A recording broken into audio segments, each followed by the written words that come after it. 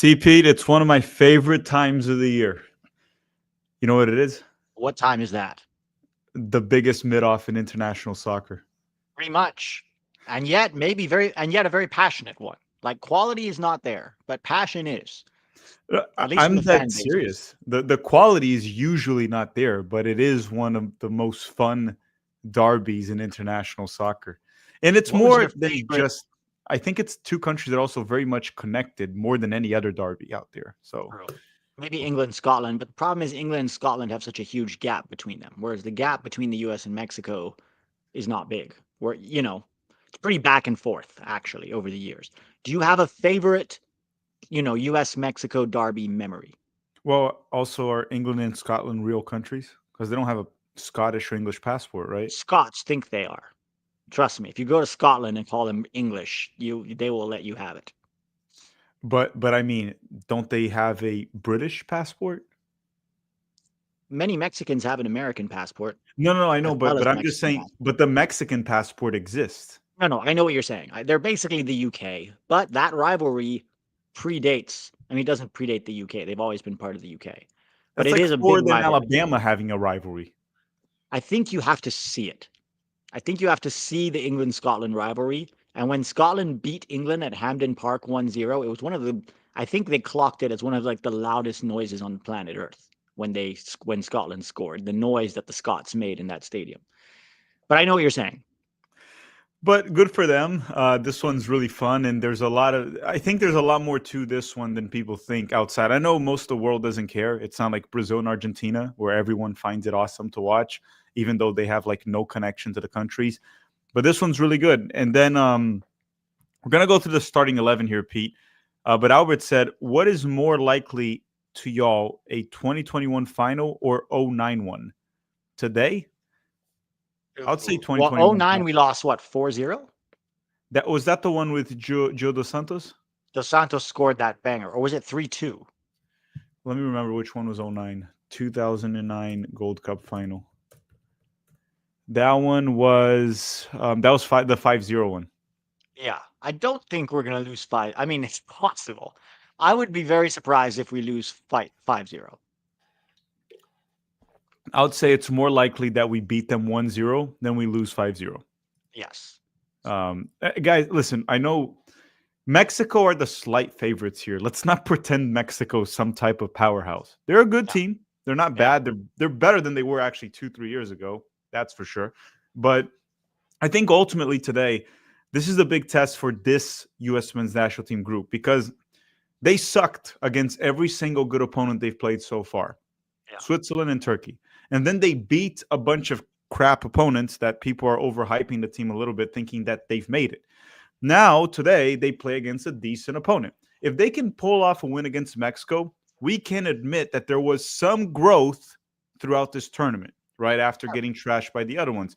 Obviously, take it with a grain of salt, but it's important to get the win today because I'm sorry if our standard is beating Saudi Arabia's U23s, Haiti, Trinidad and Tobago, Costa Rica without half of their team, and Guatemala, then our standards are way too low, way Agree. too low. Could not Uh, agree more. and it's weird because the media is like putting this narrative like they've won the fans over. It's like, no, they haven't. Beat Mexico, and we'll be very proud of this team. Beat Mexico. If you lose to Mexico today, anything that happened prior is down the drain, the garbage can. No one cares.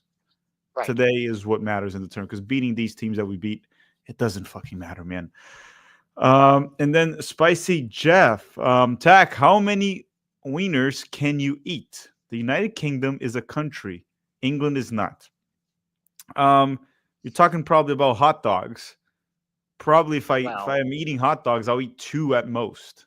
I can't eat 70 plus like the dude that just won the hot dog eating contest like yesterday or 2 days ago, whatever. true.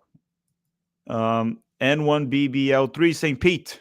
Underrated derby in Asia besides Japan and South Korea. Give us one. National teams, Iran, Iraq is a big one because they really hate each other. They also hate Uh, the US. yes. Iran, the people in Iran hate the US less than the news wants you to believe, to be Mhm. honest. But they really hate each other. Um, I would say anytime Israel they had to stop playing in the Asian Confederation because it was too people hate like when they would play Egypt or Jordan or Palestine. Um, I would say as a club derby, Mohan Bagan versus East Bengal in Calcutta was. I went to that there was 120,000 people in the stands screaming at the top of their lungs, throwing rocks onto the field. Not that it was good. I'm just saying, in terms of atmosphere, that's probably one of the biggest club derbies in all of Asia. It's pretty intense. And then Moise is saying the only thing Malik Tillman will lose is a granny from PSV. What? What is he going to lose? I'm confused about that one. Did he talking about Luke de Jong? Because he's leaving PSV? I You mean, might have to Malik explain Tillman, that one, Moise Crisco King Kello. I'm a bit confused too. I'm a bit confused. Among USMNT saying hi, Pete and Filippo, USA, USA. Hope we win, please. Also, there is a Discord for Tactical Manager. Join. Y'all want to talk footy over there? Yes, the Discord is in the description. I don't really use it. I don't know how to use it, but I know a lot of you guys talk to each other there. So the link to the Discord is in the description. If you use Discord, it's there. Me and Pete might be too old for that. I mean, I would. I just don't have time. Yeah, because you're too old. We're too old. It's because I have a life. I'm not saying you don't have a life. What I mean is I have multiple careers that I have to juggle, so I don't have as much time as I would like. Yeah, the older you get, that happens. But look, Pete, U.S. men's national team starting 11, Pochettino. One thing I learned in this Gold Cup is if you want to be a starter throughout the World Cup, you better get in the starting lineup in the first game. First game, yep. If you don't start the first game, you're coming off the bench all the way to the end. It doesn't matter. Just an injury or a bad. Yeah. Even then, he'll try to play that guy injured because he does not like changing the starting 11. So if there was one lesson to learn, get your starting job before the first game of the World Cup. Once it starts, you ain't playing. Like you come, and also this dude makes subs in the last 10 minutes, so you'll play like 10 minutes a game. You play a lot of time, no matter how you play. You can play like shit, and you'll last till the 84th minute. So lesson learned right here: gain the starting spot before the World Cup. Otherwise, you're going to be playing 5 to 10 minutes per game max. That's it. Keeping tabs saying McGlynn should have started since it's in Houston. Well, I wouldn't really start a player based on where it's played. But that a lot. U.S. soccer does that a lot. They do, but I'm just saying, Shouldn't matter though. He was not in contention to start, in my opinion, today. No. Steven is saying, glad I don't have to see this lineup after tonight. Oh, don't be so sure, Steven. Watch, we go to Japan and South Korea. Exact same team. He just rides this same 11 all the way to the World Cup. Pulisic, Weah, McKennie, Balogun, Pepe are all benched. You guys kept asking for a team that has some fight in them. That's one thing these guys have. They're fighting. Yeah, they might be fighting their own ability at times, but sure. Ajiman is fighting to stay on his feet. He's fighting. Ajiman fights gravity every freaking game, dude, and he loses every time. You know the way this works, right? Like, Arston is going to get assist to Agyemang for a tap-in for the winning goal today. That's how this shit works, I've noticed. Yes, and then Ajiman will lose battle to gravity multiple times, and it won't matter. Yeah, he'll miss 21 sitters, but score the winner. And then they'll be like, see, that's why he's there. Jeff Carey, I'm painting a nude of tack on the side of my van. Jeff, the van itself, yeah, that is a very weird thing to say, but at least that will keep people away from your van. So yeah. I'm like a scarecrow for the van. So I guess I'm doing something good. N1BBL saying ready for a fraud Pochettino masterclass. I hope Pochettino is as lucky as he is lazy at times. That's what I'm hoping for. Because if we're going to pull a win here, Pete, let's talk about this because we talked about it in the preview. And I talked about this also in my preview. And I talked about this with Jack from Deadball TV. My biggest concern with this game is our defense. Because we have been conceding many chances. We talked about how we allowed Guatemala to get 20 shots, right? They missed the target a lot, but Guatemala got 20 shots. We conceded goals to Haiti. We conceded goals to Costa Rica. We conceded goals to Guatemala. So with Mexico, they definitely have more quality up top. Alexis Vega is a good player. He's like one of the best players in Liga MX right now. Raul Jimenez is among the best center forwards in CONCACAF, if not the best center forward in CONCACAF. Edson Alvarez, they have options. And even Gilberto Mora, the 16-year-old in the midfield, has been looking good. Yeah. So if our defense plays the way we played a few of the past games, we're conceding 2-3 goals today. And if we concede 2-3 goals, I don't know how we're going to win this. I don't think we are capable of scoring 3 goals on Mexico, especially because Mexico's forte has been their defense throughout this tournament. They conceded in the first game against the Dominican Republic, and they haven't conceded since. And then they've been dangerous on set pieces. We'll see how we play. We're going with Arfston on the left. Lucky for us, like Mexico attacks very centrally, so that can kind of play in our favor. We'll see how it goes, but I wonder if Aguirre is gonna just. What's your biggest concern? Is it also defense, or is it where the goals are gonna come from, or is it when the first sub will happen, the 85th or the 82nd minute, roughly? My biggest concern is the left back position and the striker position. I don't think we're going to create that many chances against this Mexico team, and we need to finish them when we do. Unfortunately, those chances could be trying to be finished by Aguimal. I'm also worried that Arfson can't defend to save his life, and I'm sure they've scouted that, right? I'm sure they've seen that. They might have Mora just run at Arfson over and over again until he's exhausted, right? We'll see. I'm worried about those two. I'm worried about the defense for sure, because we've conceded a lot of chances, not just goals. Yeah, it's one of those where the same way they probably scouted the U.S. I'm assuming. I hope we scouted them as well. Now, with that said, if we did, we wouldn't have put this lineup out. I love these comments, and it's like most negative clowns ever. It's like, what have we said that's negative so far? It's like concerns. So having a concern now is being negative. It's like, okay, what are you looking forward to? Pete, Pete, also can in the stream right now, can you pull up like a lollipop? And it's like, so what I'm really looking forward to is Ajiman's first touch. And if he wins the ultimate battle with gravity today, if he can do all of that, it's like talking about the freaking concerns that we have for this game. Do you guys think that Pochettino doesn't have concerns for the game? And that's what he's trying to adjust? So is he negative?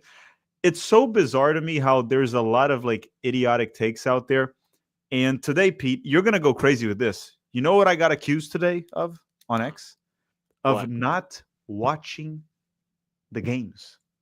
Can you believe that? There are 2 to 3 hour streams of me literally watching the game live on YouTube. Every game. Out of everyone in this freaking planet, I'm probably the only one with hardcore evidence. Yes. Only you and the commentators on Fox. That's probably the only two that have more evidence for watching a game than you. But someone accused me of not watching the games. Like, brother, I fucking go live. Like, what else do you want me to do? And then he's Go ahead. No, and then the other thing that I got accused of is of getting paid to hype up Kevin Sullivan, even though I get called a Kevin Sullivan hater here on YouTube many Make times. up their mind. You know what I've noticed is that if somebody says you're just too negative all the time, more often than not, it means you disagree with my point of view, but I can't defend it, so I'm just going to call you negative. Like sometimes if you say the right things, like Damian Downs is not as good a player as Patrick Aguiman, they might agree with you. And they'll be like, that's a very positive thing to say, even though you're saying something negative about Damian Downs. Most of the time it means I don't like your opinions, but I don't have the ability to like express mine in an articulate way. So I'm just going to say you're too negative all the time. Or it just means you're a casual. Yeah, it's also one of those, it's like it's just really weird, the accusation of like you're getting paid by this. We got accused once many years ago actually of getting paid by Rocco Comiso to take down Major League Soccer, which is one we've never talked to Rocco in our lives. I'd love to have him for an interview, by the way, but we've never talked to Rocco, and I don't think two guys on YouTube have the power, the influence, or the ability to take down a multi-billion-dollar league. Yeah. Guys, a few thousand views per video. It's like, yeah, you got these billionaires paying $500 million for a franchise, stadiums that cost $1 billion. but there are these two guys on YouTube getting 10 to 15 to 20,000 views. They're going to take down this league. The league Also, literally. it's such an insult to the fan base, as though someone would go to a Major League Soccer game, love it, and then watch our video and be like, "Oh, Pete and Tack told me not to like it, so I can't like it, so I hate it now." Like, people are that stupid. People make up their own minds, right? And if you look at the Apple TV numbers, you probably don't need YouTubers to tell you how MLS is doing. Well, someone was on X also. You just see how stupid people can be. Someone was on X saying that I am toxic because I was calling Ajimon Bambi. I spread the word Bambi. And then I told him, go to my streams and my videos and my tweets and find when I called him Bambi once. It wasn't me. I never started. I never said Straight red. Yes, it was. I don't know if it was Derek or Brett, but it was straight red. And they even made a video talking about it after, of like justifying it and blah blah blah. It's also a harmless joke. I'm not even criticizing them for it. Harmless. They have this thing. There's like this like small percentage of fans that just completely insane, and what they actually do is anything that's negative or critical or just bad about the team, they say you guys started it. That's what you guys started. And I didn't just like. Anyhow, guys, the lineup is out. It's the same one as previous games. There's a few concerns in terms of our left back position, how many chances we can see to Mexico. With that said, nevertheless, anyone that says that Mexico are the clear favorites by a landslide, I entirely disagree. We have enough players. We have good enough players to pull a result here. And if the U.S. wins, it's not an upset. No, it's not an upset. But they are the favorites. Yeah, they're the favorite. I mean, let me just go through these super chats, and then let me go through the lineup of 2021, for example, that we put out to face Mexico, right? That's pretty. It was an abysmal lineup, a really bad one. Jeff Carey saying, I got the nickname part-time Pochettino or just PTP. Part-time. He's making a lot of money for a part-time worker. Zach saying, in recent history, we have a keeper do good with the national team and move to Europe. They get benched or flopped. I'm afraid it'll happen with our next number one. Matt Freeze. If I'm Matt Freeze, I would just stay with New York City FC until the World Cup. There's no point on moving. Yeah, it's too risky. OGR Sports saying, either one of you can answer this. Slightly off topic. I know at one point Pete was high on Obed Vargas. I thought you were just going to say you were high for a second. Does he still feel that way? I mean, I'll let you answer that, Pete. Yeah, I mean, I think the kid had potential at 16 years old, and he hasn't really lived up to that potential so far, but he's still just 19. So it's hard to say what he could do. You also have to remember that when he was 16, we were still fielding Jackson Ewell as a backup to Tyler Adams, right? So we were looking for alternatives. In the same way that I advocated for Luca De La Torre, and somebody asked me yesterday on Twitter, do you still like De La Torre? It doesn't seem like you like him so much anymore. And I was like, well, the context is Luca De La Torre was an alternative at a time where Roldan and Leggett and Jonathan Lewis and Paul Arriola and Jackson Ewell were playing. So yeah, he was a better alternative. Now we have better options than De La Torre, right? So it's not that I'm not high on him. He just found his place. So yeah, I think he's 19, so he still could develop into something great. But as of right now, he has not reached the potential that many, including myself, thought he would. Okay, everyone, we're going to go through the starting 11 of 2021 when Berhalter was still in charge and we actually won the Gold Cup. But before we do that, we're going to put a quick word from the sponsor of this video before I forget. In the meantime, go to the bathroom, make sure to wash your hands, and hit the like button in this stream if you haven't already. We'll be back in like 90 seconds or so. How often do you get spam calls? And you know why? Data brokers sell your data to businesses and even scammers, which leads to annoying spam calls, text, emails, and just in general, an invasion of your privacy. And you know what's the worst part? It's all legal, selling your data. And that can also lead to exposing sensitive information to bad actors. But it's not just that. In the United States of America, people search websites are a problem. Anyone can access your information. An employer, landlord, stalker, even that creepy neighbor. But Incogn, the sponsor of this video, takes care of that for you. And we also have a special offer. Incogn reaches out to the data brokers on your behalf, requests your personal data to be removed, and handles any objections from their website. And the entire process is automated. They also make sure your data stays off the market by conducting repeated removals. That is why their yearly subscription is the way to go. And here's the special offer. Use the code Tactical Manager at the link in the description of this video to get 60% off an annual Incogn plan. Yes, you heard that right. Use the code Tactical Manager and you will get 60% off their annual plan. Plus, you also have a 30-day money-back guarantee. And thank you very much, Incogn, for partnering up with Tactical Manager and sponsoring this video. Make sure to use our special offer. Okay, so the lineup in 2021 when we won, and this is what I'm talking about when we say that the team that we're putting out today is better than the one we had in 2021.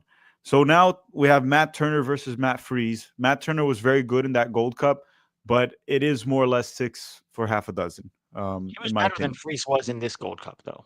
He didn't make mistakes. He was better than Freese was in this Gold Cup. Yes, Matt Turner. Reggie Can in the right back, and in this one for the right back position, we have Alex Freeman. Honestly, probably 6 for half a dozen right there. George Bello and Arfston, 6 and half a dozen in my opinion. Defense, James Sands and Miles Robinson. Riemann Richards is a better defense. Midfield, we have Tyler Adams, Luca De La Torre, and Malik Tillman. That is a better midfield than Lletget, Acosta, and Williamson, even though Acosta decided to become freaking N'Golo Kante in the final out of nowhere. And then never did that again in his life. Just like that one game. Substitute for the Chicago Fire, a substitute. Yeah, no, he decided to become a world-class 6 for the final. That's it. And then one he's game out. Only. Yeah, he showed up. And then up top, the front three were Matthew Hoppe, Jassy Zardes, and Paul Riola. For this one, we have Diego Luna, Sebastian Berhalter, even though he's playing deeper, not really a right winger, and then Ajiman. I'll say this one. Zardes is better than Ajiman, or was, so for whatever that's worth. So. Yeah. But that team won the Gold Cup against, if you look at the Mexican lineup, that was mostly their best players at the time. Tecatito was there, Hector Herrera, Edson Alvarez, Moreno, Araujo, Jesus Gallardo. So it was mostly their best players at the time, and they beat them. The team that we have today is better than the one we put out that time. And Mexico's a little bit better too. That is true. But we have decent odds of winning today. Kyler is saying percentages of chance that there's at least one red card tonight. I'd say fairly high, like 25 to 30% chance. Yeah. It'll be a bit of a fight. Brett Oppenheim, it is in euros, so there you go. I figured he was in Europe right now. I feel like he goes to Europe every summer. Every summer, Brett just goes to Europe. So, fellas, it's 1 a.m. here in Croatia, so wish me luck making it through the whole game. Whatever happens, I'm very glad we at least made it to the final. Beating Mexico with our B team. C team would be great, though. I think it's somewhere between a B or C team. It's not entirely a C team. I agree with you. Making it to the final is good. We do have to – it's ultimately what we talked about earlier in the stream. We lost to the good teams, and we beat the teams we're supposed to beat. So this is the ultimate test for this team. Did they grow into this tournament or not? Is it the same team that played Switzerland and Turkey, or did they actually get better? We're going to find out today. Mexico is not better. Actually, Mexico, they defeated Turkey, I think, right? They lost to Switzerland. 4-2. Yeah, so they lost to Switzerland. They beat Turkey. So we'll see how the team plays today. At the end of the day, losing to Mexico sucks. So let's not lose to Mexico today. And Brett, it's 1 a.m., so the game should be done by 3. Just drink some Red Bull. You'll be fine. Get a Red Bull. You won't fall asleep. Drew is saying, I'm betting on a double hat trick from Ajiman in poor first touches and runs made in the wrong direction. He does have those runs in the wrong direction. That does happen. Yes, he loves those. Will the media question Pochettino's job if he doesn't win? I doubt it. He played most of the MLS guys they want. I don't think they'll. Yeah. No. I actually think his job would be more under threat if he played the European guys and doesn't win. But because he's playing all the MLSers, I think the media loves Pochettino. Yeah, they're gonna just keep him. I mean, he continues to play Ajiman no matter what happens. At this point, I kind of wanted him. I almost wanted him just to give Brian White a shot. Just not gonna happen. Just give Brian White a shot so we can see what he can do at least. But no, we're going with Ajiman all the way. But everyone, if you just tuned in, don't forget to drop a like in this stream. And now, actually, let me check the poll. I put out a poll here in the chat to see how confident are people on this one, and then let's see what it looks like. Imagine I put my own screen and I get a copyright strike from myself. So right now we have 1,075 votes, and almost 60% of you are saying the United States will win. Of course, the channel is a U.S. men's national team channel, so there's definitely a bias there. But I don't know, Pete. I'm picking the U.S. to win too. I think I my prediction was 1-1. We go to extra time. We win on penalties. That's my prediction. On penalties. All right. My head says the US. I'm sorry, my heart says the US. My head still says Mexico. Yeah, never listen. Always, like in life, you always listen to your heart. If you listen to your heart, everything goes well. Yeah, well. Anyways, I mean, you Uh, have to vote for the US, right? How can you not? If you're a US fan, you have to believe in your team. I mean, yeah, I guess. You can still like say just like, "Hey, Mexico's gonna win. I'm gonna root for the U." It's actually a good way to go about it. It's like, "Hey, I think Mexico's gonna win, but I'm rooting for the U.S." That means you win no matter what. So I think at least in the chat, it's pretty divided because usually for a U.S. men's national team channel, the U.S. has like 75% of the vote. Right now, it's below 60. So people are definitely conflicted, but for the most part, they've picked the United States to win this game. I'm sticking to a win on penalty shootouts, which is going to be nerve wracking because it's never fun to have penalty shootouts against your own team. It's fun to watch as a neutral, not when it's your team. But that's part of the fun is the highs and lows that come with it. I think it's hella fun. No, but again, it's fine because I don't watch the games according to people on Twitter. I don't watch the games, so they're saying gotta get on dark mode. Guys, I don't know how to put dark mode on YouTube. There's a dark mode on YouTube. But why do you need to go on dark mode? I don't know. People are putting that. They always say that when I posted. I used to post screenshots on Twitter, and they would say, "Oh, you're using light mode," and I was like, I didn't even know how to change that. I didn't even know dark mode existed. And then I just got bullied into putting dark mode. I don't see the difference. It doesn't freaking matter. Um, but apparently, the kids these days all use dark mode. I don't know why. I honestly don't know why. Steven Spot is saying just got out of a chemistry read. Can't watch about until about halftime. Then I'll start listening in until I get home. Time to get that W. Yeah, Steven, hurry up. Actually, don't speed. Don't speed. Go slow. Go slow at home. Steven Spada sounds like an actor. He's got a chemistry read. That's usually like a chemistry read in the final stage of an audition. So good luck. I hope you get the part, Steven. I thought chemistry read was something like in college. Reading about chemistry. Yeah, that's what I thought, like a lecture. It might be that too, but in my world, a chemistry read. Maybe Steven, tell us. But in my world, a chemistry read is usually once you've been cast, then you or right before you get cast, they bring in your co-star and some different options to see if you have quote chemistry. And then Timothy's saying, I like our chances on PKs. Lots of poop faces on the Mexican side. Yeah, it's very easy to tell usually who's going to waste the penalty kick just by looking at their faces. Because if they have that poop face on, you know they're going to waste it. They're shitting themselves. Because penalty shootouts, any professional player can score off a penalty. It's very mental, right? Yeah. Experience, mentality, all of that. Jeff is saying, you're an awesome and lovable hater with lovely lips. You're talking about Pete? Pretty sure he's talking about you, Dak. It's your channel. Yeah, Jeff, thank you very much. We just hate on what has to be hate. Normally we actually don't hate that much, even though they try to push that narrative. I'm watching on Univision, by the way. What about you? What channel are you on? Fox on FuboTV, so I'll be behind. Fox. Oh, Fox. Oh my goodness. Well, they don't have Univision on the FuboTV package I have. Oh, what has Alexi said today? Well, apparently he rode in on a horse. Did you see that? No. Let me be clear. He did not ride a horse. He sat on a horse that was guided through the streets. Okay, big difference. That's not riding a horse. But he was like waving to the crowd like he was an emperor. It was quite weird. What is the reasoning for that? I don't know. Fox Soccer wanted some I don't know. They wanted some outrage. Alexi Lalas wanted some attention. I'm not quite sure. Very interesting choice to ride a horse. No, he did not ride. Riding a horse is when you control the horse. He sat on the horse while another gentleman guided the horse that he sat on. Big difference. sounds sounds stupid. Yeah, it looks stupid also. Okay, okay. Dragon the Abandoner is saying, is Kevin Sullivan a false wonder kid? We won't know until a few years from now.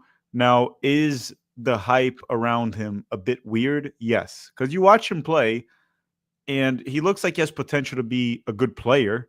I just don't see that world class potential. We've seen it with under 15, 16, or even 17-year-olds coming out of other countries. And development is tricky. So he could become a good player. Now, in terms of being a world class prospect, I honestly I doubt it. I hope he proves me wrong because we need more, right? But Matthews Albert is looking more promising. For example, just when you watch him play, he looks more promising. Yeah. We'll see. Time will tell. Kevin is 15 after all, so you can't like it's really hard to know. But he played in MLS yesterday. He didn't look ready, and it's what me and Pete talked about before. It's like we would be stunned if a 15-year-old came into MLS and actually looked like he belonged right away. So Yeah. it's not concerning, but I also don't see that world-class talent. Lamine Yamal would have looked like he belonged at age 15. I think he made his debut at age 15 for Barcelona. Barcelona. I think he would crush MLS at age 15. Yeah, he won the Euros at age 16, I think. So Yeah. there's that. Zach saying, sucks for the Mexican citizens. National team plays in the U.S. more. I mean, there's a lot of Mexico fans here in the U.S., so they love it. But unfortunately, the ones that live in Mexico, they get the short end of the stick. They can't really watch their team as often. But money talks. They will watch Mexico when they play in World Cup qualifying, the games that they host. Yeah. But in terms of friendlies and Gold Cup, and we talked about the Gold Cup host too. We had a preview with P, which you guys could even watch it tomorrow again. We had some talks about that, how some of the Gold Cups should be played in Mexico. We talked about Costa Rica.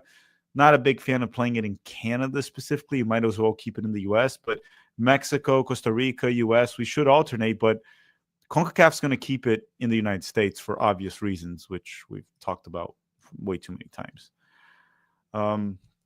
Matt Poliquin is saying, why don't our players sing the anthem?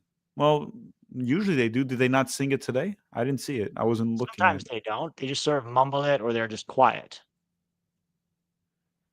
Well, I don't know. I don't know why. I mean, maybe I they have don't to know ask how to them. sing it. They don't know how to sing the Star Spangled Banner. Who knows? But anyhow, everyone, make sure to drop a like. The game is going to start anytime, actually. It's already 6 minutes late, so it should start in the next minute or so. The players are all on the pitch. Sold out, 72,000 people. I haven't seen the crowd, but I'm assuming it's like mostly L3 fans. There's some weird people in the chat. They're talking about Naruto's toes. That's very weird. They're saying they look they don't sing the anthem. Let's see how the team does right now with this game. Pete, you're gonna be in and out. Yeah, I'll be in and out. This is a beautiful stadium, by the way. I've been there for a Manchester City versus Club America game. It is an awesome stadium, the NRG in Houston, Texas. Looking right now, it's mostly Mexico fans, mostly by a lot, like at least 70 to 80%, maybe more. Yeah. They're saying I can sing I cannot sing the Portuguese anthem. Oh boy. So the U.S. men's national team summer ends today. It ends today, Pete. And today we're going to learn everything that we want. Ultimately, this is the final test for this team. We're going to learn a lot about this team today. And we should Ajimon goal, Pete. Ajimon goal. I'll take it. I'll take it. He has a lot to make up for, so he could start by scoring a goal today. Okay, and the game just started here for me, and Mexico already has the ball. We try to go long right away. This is what I'm curious right away from the get-go. It's how we position ourselves defensively. If we're going to sit on a low block, mid block, if we're going to defend for our lives. We'll see as the game goes on, everyone. The game just started for me. It started here also on FootMob. Pete, what minute are you at? It hasn't started yet. And now it just started. So I'm at 35. 35 seconds for me. Cross goes in from Mexico, and it's cleared by the American defense, and we get the ball. That's going to be a free kick for the United States. 45 seconds. Free kick for the U.S. on the defensive end of the field. All right, guys, U.S.-Mexico once again. We're all going to be nervous throughout the game. Hopefully we get the win here. Is this, are you nervous for this game or concerned? Like actually nervous? Yeah, I still want to beat Mexico every time. Yeah, their fans are a little bit obnoxious, so there's that. Ooh. No offense to them, but they are. All right, 1 minute and 15 seconds here. Pochettino dressed all in black for Mexico's funeral. We're defending on a 4-4-2. Yeah. And Tillman is up top, and it's not a low block. No, it's not. So the U.S. starts the game defending on. It's also not. We're not really pressing them too much. At least not their back line. It's almost like fell over again. What is it? Incogn just fell over again, trying to win. Oh yeah. He's gonna. Well, he's not winning the battle against gravity. That ain't happening. But I mean, it's only 2 minutes in, but it doesn't feel like we're gonna sit back. It looks like we're gonna do a 4-4-2 mid block. Or even high press. I mean, we're not really pressing the back line, but it's at least a mid block. I'd say an upper mid block. And Mexico is definitely starting with an aggressive press here 2 minutes into the game with the U.S., forcing Alex Freeman to just blast the ball forward. Tim Ream, oh, crap. Bad ball from Tim Ream. Alexis Vega cleared by Arfston. Look at Arfston putting in work on defense. You guys underestimated him. He's going to lock down whoever Alvarado's playing on that side. That's who he's locking down today. Well, plus he could take over from Anthony Robinson. He might be a better left back, man. He did well he didn't do well in the Gold Cup, but he did well in that play. Agimon fell twice already in 2 minutes. That's a fall per minute. Should we count? Should we have a drinking game? Drink every time Agimon No, not drinking. I'm not trying to die here, but I'll count here. Agimon. I'm writing it down. Already has 2. I have a pen. I'll count it. He did get fouled this time, though. He did get hit. No, we can only count falling over when he's not fouled. We should count the fouls too, because some players get hit and they don't fall, and he's a big guy. That's true. That's fair. I mean, Messi is a great example of that. They try to hit him everywhere. That dude doesn't fall. No. But let's see if I didn't miss anyone here in the chat. Do it for America's belated birthday. Well, that was 2 days ago. 249 years. Next year during the World Cup, 250-year anniversary of the United States. On July 4th, we could be playing a soccer game if we get third in our group. So we should get third on purpose. 4th. Richards, go! That was in. That was in. That was in, ref. That was in. That's a goal. Richards? Chris Richards. So are they not allowing it? Yes, that's totally a goal. It went in. You sound like the referee said it's not. Is it allowed or not?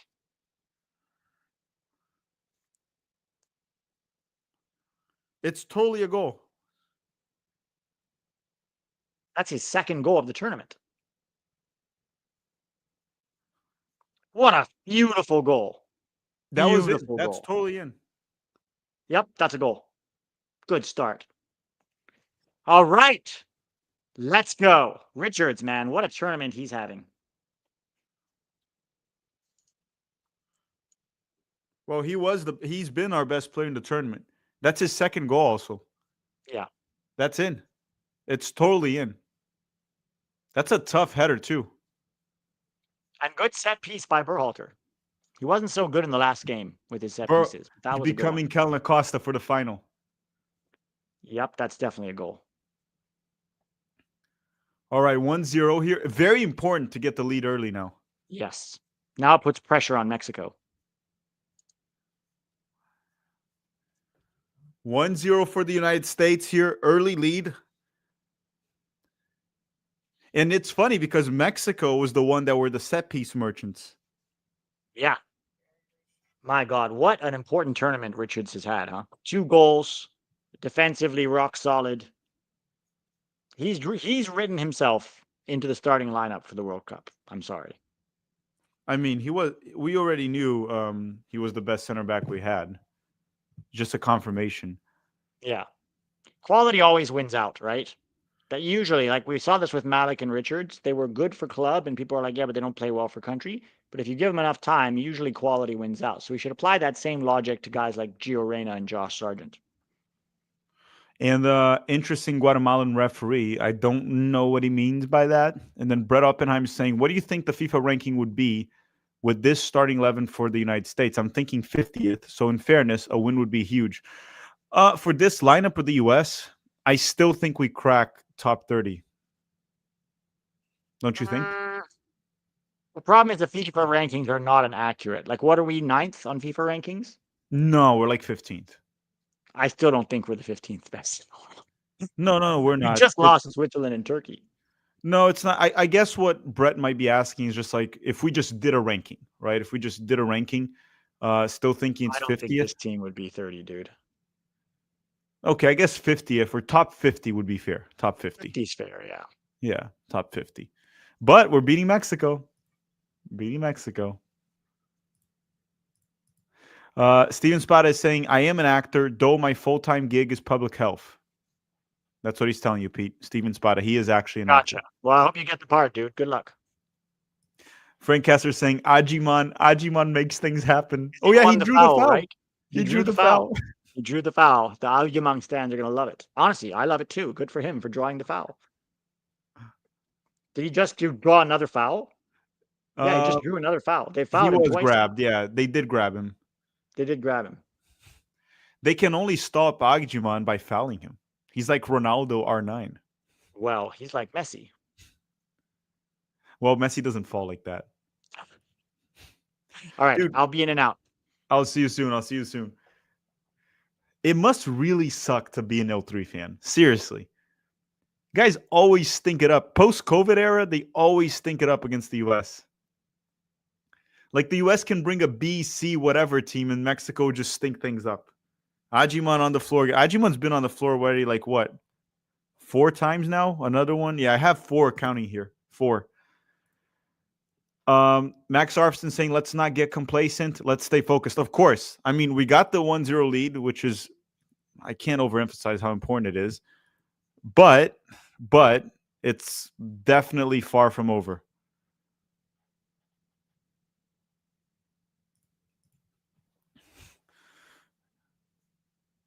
Here comes Mexico. Alexis Vega with Tyler all over him. Raul cleared by Chris Richards.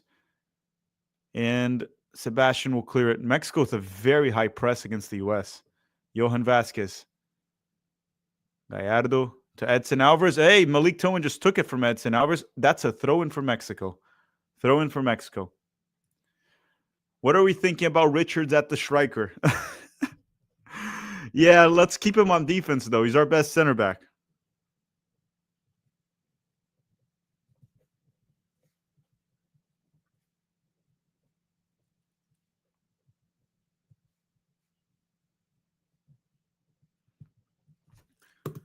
All right, cleared again by Tyler. Mexico tries to go long. 9 minutes into the game, the United States won. Chris Richards scored off a header from a set-piece delivery from Sebastian Berhalter. Very good delivery, very good header from Richards. Very good header. That was a tough header, man. That was a tough one. And saying, don't forget what happened. 2-0, waiting till the 90th. Oh, yeah, no. It hasn't. The game ain't over. The game ain't over. We have to continue to stay focused, defend well. We are defending on a bit of a 4-4-2 mid-block. Mexico tries to go long. Barfston's able to head it out of bounds. That'll be a throw-in for Mexico. Very intense Mexican team so far.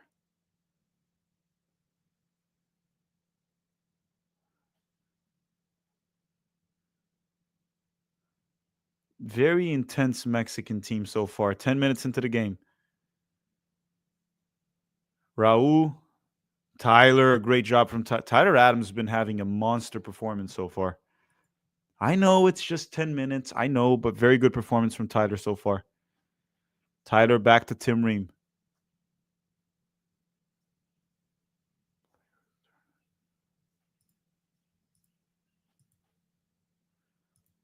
United States with the ball here. Alex Freeman. Back to Tyler Adams. Where's Richards? Okay, super deep. Tim Ream with the ball. Tim Ream out wide. Diego Luna. Luna, good ball to Ajiman, but he can't win it, and then Mexico recovers it. and Mexico immediately loses it.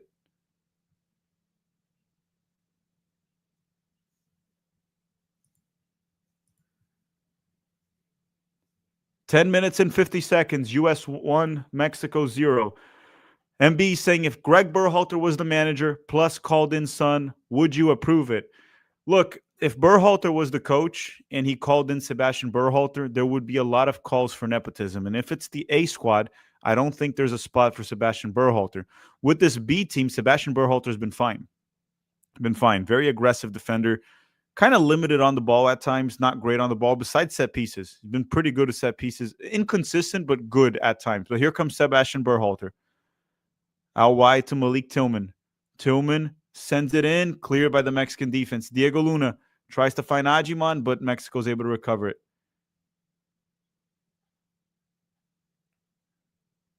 I don't know, MB. Look, I don't think there's a spot for Sebastian Berhalter with our A squad. So if he did call him up, yes. I think for Sebastian Berhalter, Greg getting fired might have been the best thing for him. Because any call-up that he would get, there would be calls for nepotism. So Pochettino calling him up instead of Berhalter, instead of Greg, no one can call it nepotism.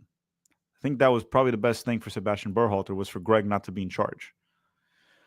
Dragon the Abandoner saying, bets on Ajiman getting a yellow for flopping. To be fair, Ajiman doesn't really flop. I haven't seen him flop. He just kind of falls on his own. And here comes Mexico down the right. This could be dangerous. Cleared by guess who? Guess who? Chris Richards. Once again, Chris Richards. And Mexico has the ball. It looks like we're going to do a lot of defending for our lives throughout this game, which having a 1-0 lead is not a bad position to be in. It would suck if it's 0-0 and then you concede a goal and all of a sudden you have to go after Mexico, especially when they have looked superior on the ball. Okay, Mexico again down the right. This could be bad. Let's see what happens. Alvarado with the shot on goal. Dude, that's a weak-ass shot. What are you going to do? Hurt Matt Freese with that shot? That's like a 5-year-old shooting on goal. You can see the Mexico fans getting frustrated. What was that? So Alvarado tried the Vinicius Jr. Trivela kick. The Trivela kick. That was ridiculous. Did you guys see that? Don't try to do what you can't do. Just don't do it. It's not going to work. You're like 20-something. If you haven't learned it till this day, you're not going to learn it, man. Ball goes long. Richards. Oh, Raul. Cleared by Tim Ream. Richards right there. Got to be careful. I wonder for how long Mexico can keep this intensity. Very, very intense team early in the game. Alexis Vega down the left flank for Mexico. Inside. Ball through. Back, Edson Alvarez. The U.S. sitting very deep right now. Now Mexico goes through the right flank with Alvarado. Gets across. That's kind of blocked, and Matt Freese comes off his goal and grabs the ball. Just one ball. Not two, not three, just one. I don't know many people that have 3 balls, though. That's what I was saying, too. Like, you can't be afraid of playing Mexico. You can't. These are 11 humans versus 11 humans. These are 11 dudes. Every guy on the field has 2 balls. Okay, 2 balls. They're the same. They're like, it doesn't make sense to be afraid of Mexico. Even if you think their team is better. It's a derby. Anything can happen. We got the early lead here. 14 minutes into the game. With against the alleged favorites, El Tri. I told this to Jack during the preview. He said it was 75 to 25% for Mexico. I told him it was 55 to 45. So Mexico, they were the slight favorites, like very little. And listen, I know the game ain't over. Mexico could still win this, right? Even though we got the lead. But my point has been proven. It's a lot closer than people think. Okay, Diego Luna puts it through. Ajiman is on the floor again. He's on the floor. What is that, number 6? Yeah, I'm counting here 6. Ajiman just fell over again. Jeff Carey saying Madrid is the biggest sports team in the world. That is very, very random. Very random, Jack. Sorry, not Jack. Spicy Jeff. Okay, Mexico trying to build out a back. The U.S. pressing that back line a little bit. Johan Vasquez. Good press. Sebastian Berhalter recovered. That's a foul. Foul for the U.S. Is that not a foul? Okay, ref. So we're not calling fouls today. Tillman and the U.S. has the ball still. Alex Freeman. Aguirre is a little pissed off right there. Very nice suit. I like his suit. I don't really wear suits, but I'll probably wear that one. Diego Luna tries to blow by. Who's that? Sanchez. Okay, America ball. America's ball. Jeff ain't wrong. He might be right. Real Madrid might be the biggest team in the world. One of the most successful ones for sure. Chris Richards out wide to Alex Freeman. Sebastian Berhalter. Okay, risky pass by Berhalter. Freeman still has it. Finds Malik Tillman. Tillman sends it to Ajiman, and he can't get it there. So ball goes back to Mexico. Not a great pass from Tillman.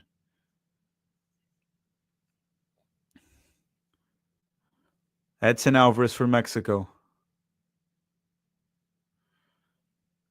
We're going to find out if this team bends and breaks or doesn't break today. Because Mexico will keep going at him. Okay, Johan Vasquez with the ball.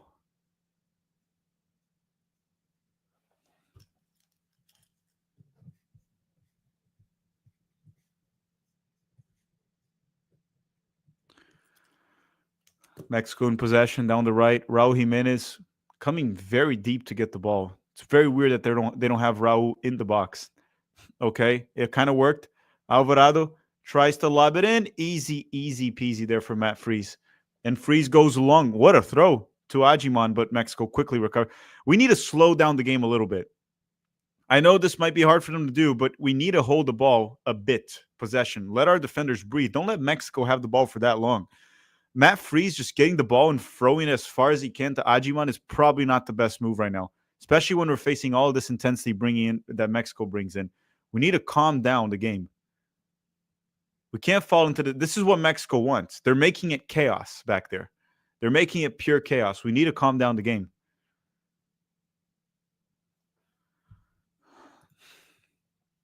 Saying, Bronny Van XL saying, there's a U.S. state called New Mexico for a reason. Yes, there is. That's actually one of the states in America that I've never been to. I've been to many states. I think I've been to like 30 states almost. Okay, maybe not 30, but at least 25. 20 to 25 states. I have not been to New Mexico. I've been to Nevada, California, Washington State, Maryland. I've been to the entire East Coast, Hawaii, Massachusetts, New York, Pennsylvania, Alabama, Texas. Haven't really been to New Mexico. Cross goes in, cleared by Chris Richards. Malik Tillman. Oh, bad pass from Tillman. That'll be a throw-in for Mexico. Now that's okay. Okay, throw-in for Mexico again. We're defending well. We are defending well. We're not really conceding legitimate chances for Mexico so far.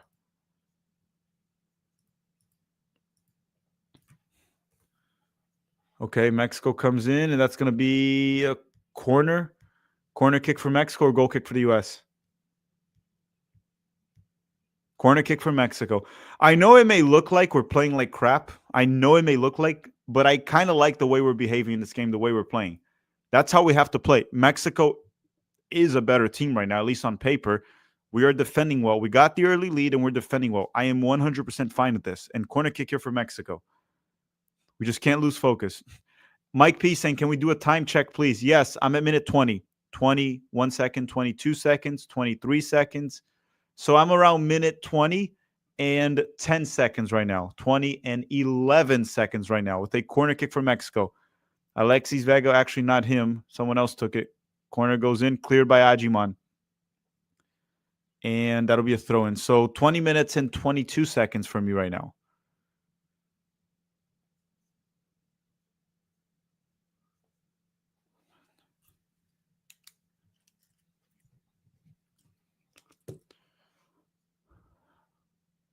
Johan Vasquez. Out wide for Mexico. Is that guy out? Who has the ball there? Terrible cross. And Tim Ream's able to recover it. Sanchez. Back to Edson Alvarez. 20 minutes and 52 seconds. 20 minutes and 53 seconds. Ball goes wide. So far, so good. So far, so good. Johan Vasquez.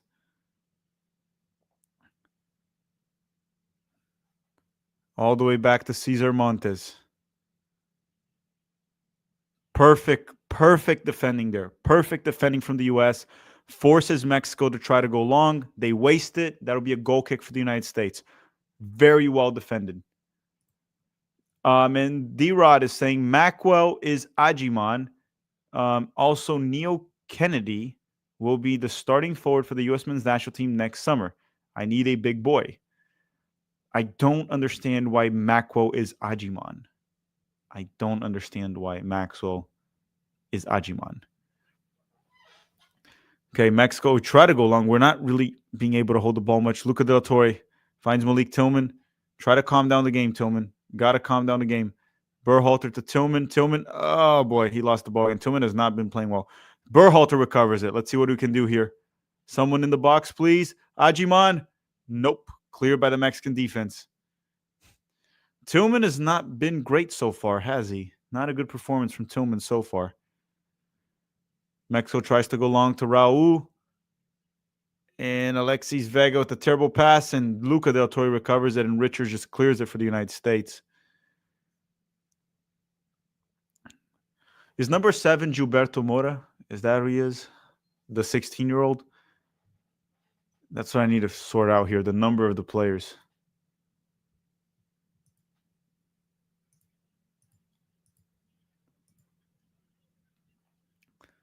So number 7 is, it's Mora, Gilberto Mora, yes. I need to make sure I have the players' numbers memorized. Some of these players I just know, right? Just by seeing them, I know who they are. But Mora is second time I watched him. I think the first time I actually watched him was last game, semifinals. Raul out wide. Let's see what Mexico does here. Cross cleared by Freeman. That's going to be a corner for Mexico. 23 minutes and 12 seconds. 23 minutes and 14 seconds. Yeah, number 7 for Mexico is 16 years old. He turned 17 soon. Turned 17 soon.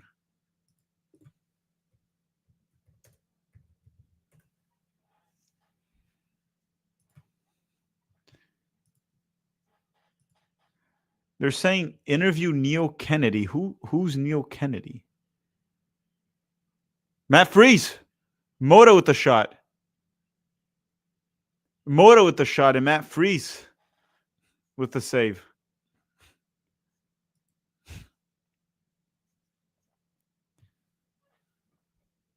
I need to rewatch that.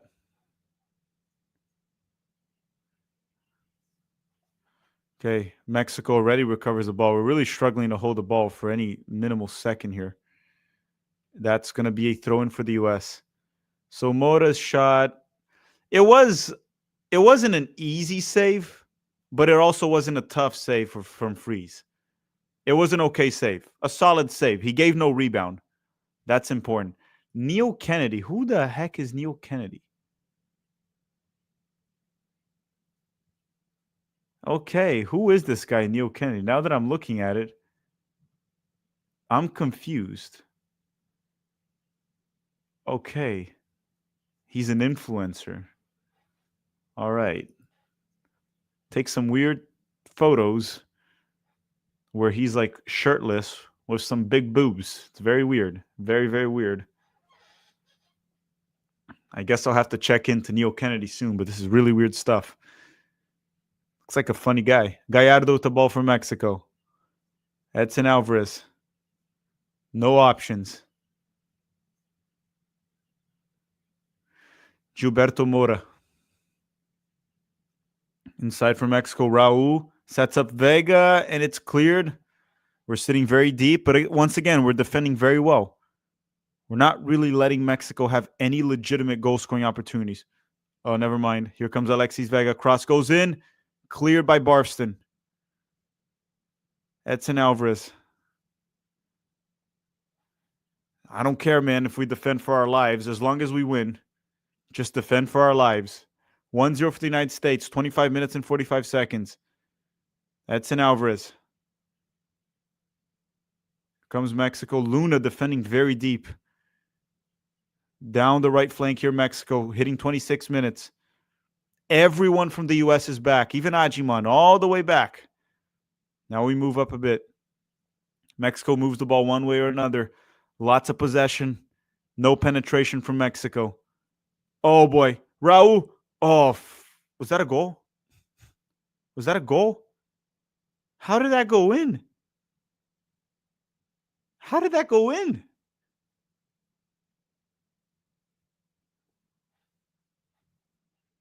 What just happened? How did he hit that?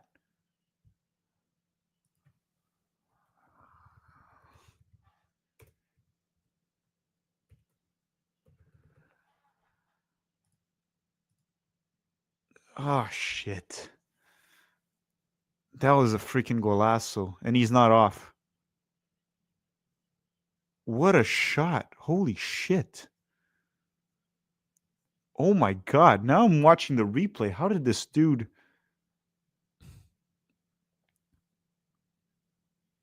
What a freaking shot. Not great defending from the U.S., but holy crap. And then he pays tribute to Diogo Jota. That was very, very sad news this week from the world of soccer, where Diogo Jota unfortunately passed away on a car accident. That was Freeman that couldn't cut that.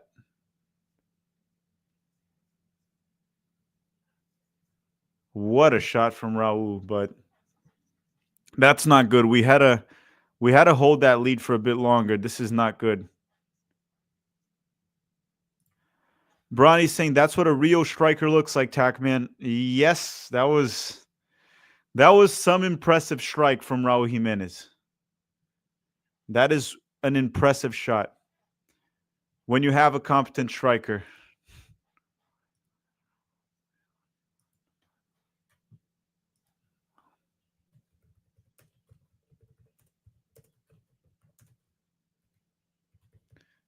Well, they have Raul Jimenez. Guess who we have?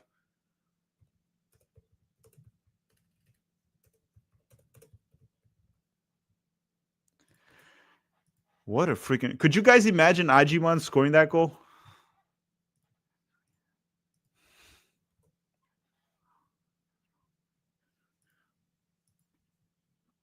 Yep, we're noticing now that's what happened. Mexico has a forward, and Ajiman's on the floor again. They told him to get up. See what happens when you have a good forward? Yeah. Well, also, we're sitting back way too early in the game, right? You can't start sitting back in the 10th minute of the game. It's ridiculous. I put this on Twitter. We're getting penned back before the goal. And you can't start sitting back that early. Also, here's the problem. And it's a shape problem too, because when we win the ball, we don't have a good outlet. Aguimang's not a good outlet. And if you notice, Diego Luna is sitting so deep to try to help Arsene defend, because Arsene can't defend, that there's no outlet. When we win the ball, we have nowhere to go with it. It's a problem. And I'm worried we're just going to keep sitting back and Mexico's going to score again. Yeah, I mean, we got that early goal, which kind of set the tone for us to defend. That's the problem. But I think we were going to defend regardless. The problem is what we talked about prior to the stream. Our biggest concern was defense. We were defending fine for the most part, even though I think Alex Freeman and Tim Ream probably could have done better, but that was just an amazing strike. The problem is, every time we get the ball, we are harmless on a counterattack. Yeah. We can't do shit on a counterattack. Well, because you don't have a hold-up man, and then Diego Luna's too far back when we win the ball back because he's so deep helping Arston. That's what I'm trying to say. And so we don't have a good outlet, and then Berhalter's not really a winger, so he's not going to go streaking down the wing as an option. Well, on top of that, it's like we're playing man down up top. I'm trying to keep track of it. I think he's been on the floor 8 times already. 7. Oh, you have 8 already? Okay. 8. You might have not counted one of the fouls. I'm counting the fouls. Yeah, there was 2 fouls. He won 2 good fouls, right? And then after that, he's been quiet, very quiet. How did that ball go through Alex Freeman? The pass to Raul. I don't know.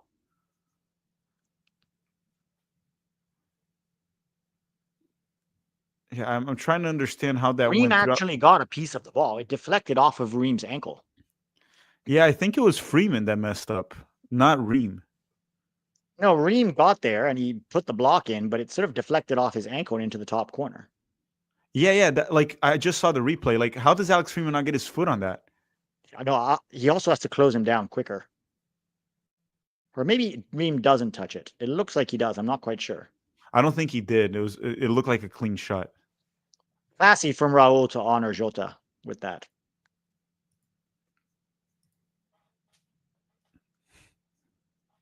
They were teammates at Wolves together.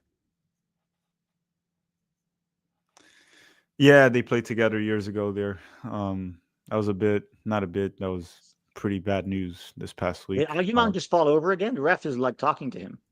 I'm gonna stop counting. It's getting ridiculous. Malik Tillman also hasn't been great. No, Tillman hasn't been good today. But I think a lot of our problems have to do with the shape. The shape when we win the ball. We need to get Luna higher up the field, but the problem is then Adams has to tuck over and help Arsene defend. Or we could get a competent left back on the field, but we know that's not going to happen. Well, if we were going to play like this, right? If we were going to play like this, you can play double fullback. You play just Arston as a left mid, and you play what's his name, Token as a left back, and you put Luna up top instead of Ajiman. If you're going to play like this, you don't need Ajiman. He can't hold the ball. No, he can't hold it. You can just play Luna up top to try to get something on a counterattack. Actually, Luna can hold the ball better than Ajiman. Yes, even though he's like 5'4". I mean, at least he doesn't like fall every single time. Alexi Vega cross and Tim Ream clears it once again. Yeah, the problem is like we are continuously just defending for our lives, and now it's 1-1. So if Mexico gets one goal, now we're in pretty damn big trouble. Yeah. It's way too early to start sitting back. I don't know why we're doing it. But I think the issues I've already highlighted are the reason. Do you think Mexico can keep this intensity the whole game? They've been playing very intense. Yeah. I mean, they have the ball. It's easier to play with the ball in terms of you get more tired defending than you do with the ball. Whew, yeah, because the ball runs for you, right? Yeah. We're the ones that have to keep adjusting to the movement of the ball. So if anyone's going to tire out, it's going to be us. Dude, Ajiman is so useless. He also doesn't defend well. No. They're saying, please keep counting how many times Ajiman falls. It's like, yeah, I watched the replay again of the goal, dude. Like, I think Reem was trying to recover for bad defending there, but like Freeman has Freeman to has to step into the space. Yeah, he's got to step into the. Like the pass went right through him. Right through him. Oh my God, Arston just got burned. I mean, if you're gonna defend for your lives like this, just go like full on soccer terrorist and do a double left back, double right back. Like, well, we don't have what Nathan Harriel. Well, no, you're doing already a double right back because Sebastian Berhalter's pretty much staying deep. But the thing is, if you're gonna have Luna drop that deep, you're just stupid. What are we using him for? Yeah, we're using him to defend instead of to do what he does best. But also, Luna could get forward if you had a hold-up man. Yeah, I mean, is Damian Downs really worse than this guy?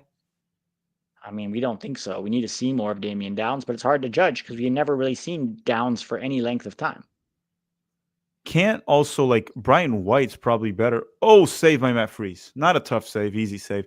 But everyone, if you just tuned in, make sure to drop a like in the stream if you haven't already. Drop a like. We are right now we're at 500 likes. Let's try to hit 1,000. So it's free. It's a great way to help the channel. Just do that. And this stream is brought to you by Incogn. If you want a special offer to delete all your data online, link is in the description of this video. But get those likes up in the stream right now. And I appreciate it. Thank you very much for that. And if you don't, no hard feelings. Mexico with the ball again. Free kick for Mexico. We're absorbing pressure, but it's just a matter of time if we keep playing like this. They'll score again. If we keep playing like this. My biggest concern, Pete, is if Mexico scores, do we have it in ourselves to actually go after them and tie the game? I don't think with this team, no. Not with it's looking like our best bet is just to hold a 1-1 draw. Can we do that, though, for another 55 minutes? Not playing man down. Also, 1-1 draw. Then you have extra time because there's extra time in this final. So if you're trying to go all the way to penalties, that's going to be another 85 minutes of defending like this. I don't think that's going to work. We're going to tire pretty quick. Also, remember, we haven't rotated at all, right? So these are the same guys who played midweek in a very intense game. Well, and they barely get early subs. Yeah, they never get early subs.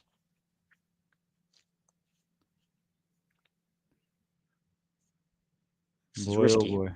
This Yep. is risky. Yeah. Because we haven't, I mean, we did score off a set piece, but we haven't done anything to make me believe that if we concede a goal that we can.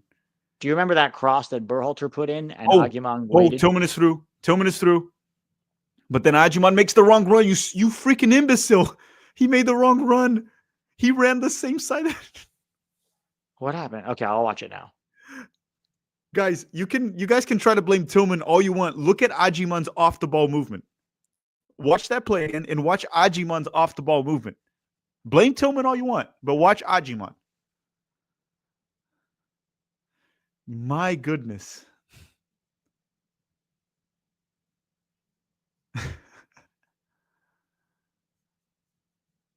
And then he was off. Oh boy. Diego Luna with the ball. Why did Agyemang get in the way of Tillman there? And he then like he was went in off. front of his shooting angle. And then he was off after, so you couldn't get the ball. Yeah. I mean, he's a D3 college player. Like, Yes. He doesn't understand. Like, he doesn't get it. Should have opened up space to force them to leave Tillman in a 1v1 isolation. Yeah, he should have dragged him away and made it a 1v1. But he ran into his shooting range. He ran in front of the ball. I literally saw D-Lap do that for Chelsea yesterday when they scored against Palmeiras. Not yesterday, sorry, 4th of July. D-Lap literally made the opposite run of Agyemang, opened up space for Cole Palmer, and Cole Palmer scored. Agyemang was like, nope, I'm going to block you too. At least we're holding the ball a bit more now, which is better, forcing Mexico to defend. I just don't want us sitting back for so long. Well, and we breathe a little bit too. And yeah. Take some of the pressure off.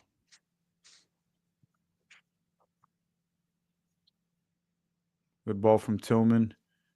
Sebastian. Why did Sebastian Berhalter? Why are we booting it forward to Agyemang? He hasn't won a single 50-50. No.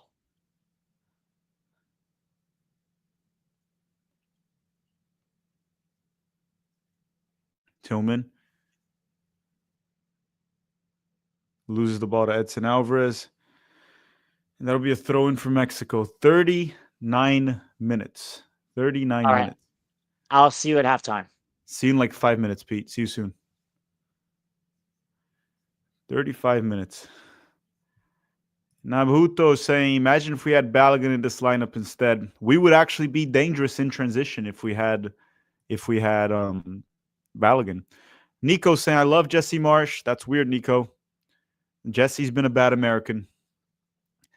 Gilberto Moura for Mexico. Drives inside. Ooh, nice shot from the 16-year-old. Again, this kid likes to shoot from distance. That's for sure. And then Matt Freeze with the save. Braden McPhail is saying, we're defending like we're up 1 goal in the 90th minute. If we go down a goal, we're effed. Like we're fucked. Yeah, that's my concern. The way we've been playing, it's going to be really tough for us to get a goal if we concede. The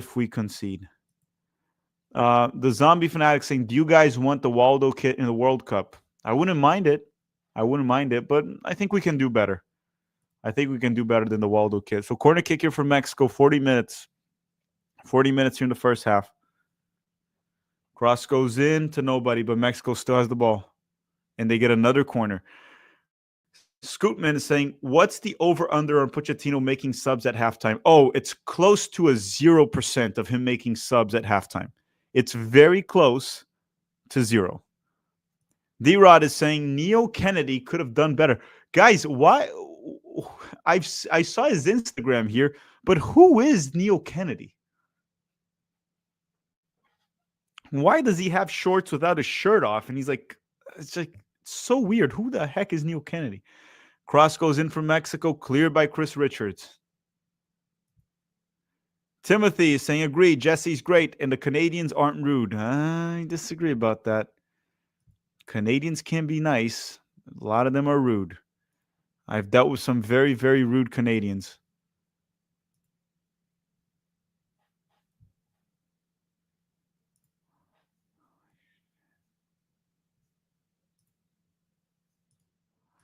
Another corner for Mexico.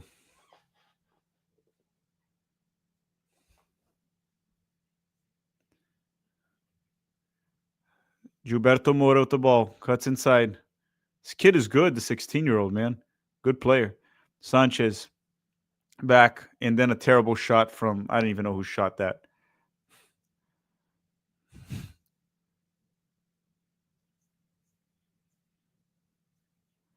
Now that I'm seeing it, that was a weird save from Matt Freese. Very weird save.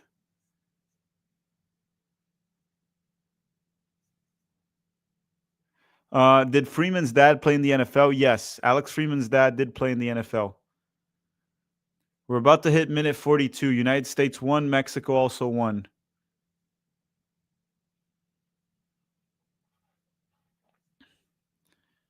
I know it's probably because we're sitting very deep, but it's weird to say that this might be our best defensive game so far of the tournament.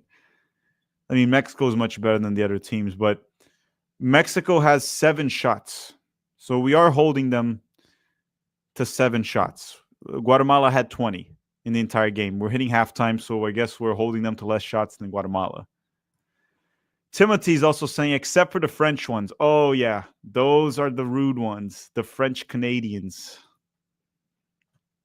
Kyler's saying, Tack, Neil Kennedy was the soccer player in the movie with Hugh Janus? Who?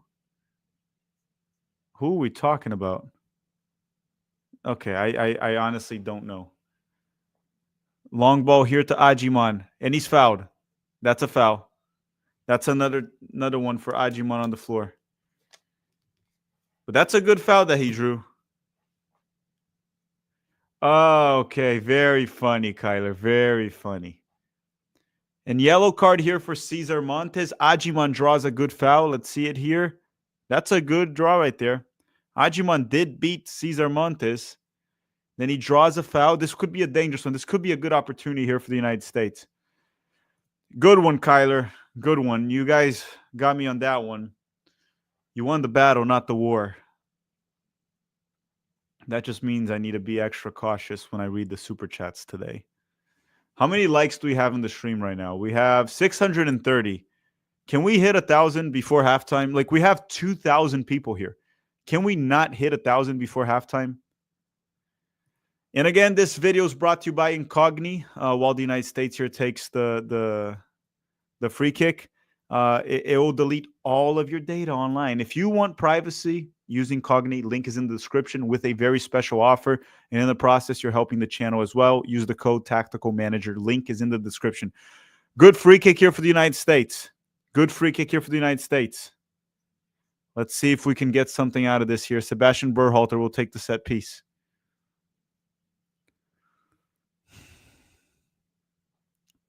"44 minutes and 30 seconds. We're heading towards the end of the first half. Sebastian Berhalter.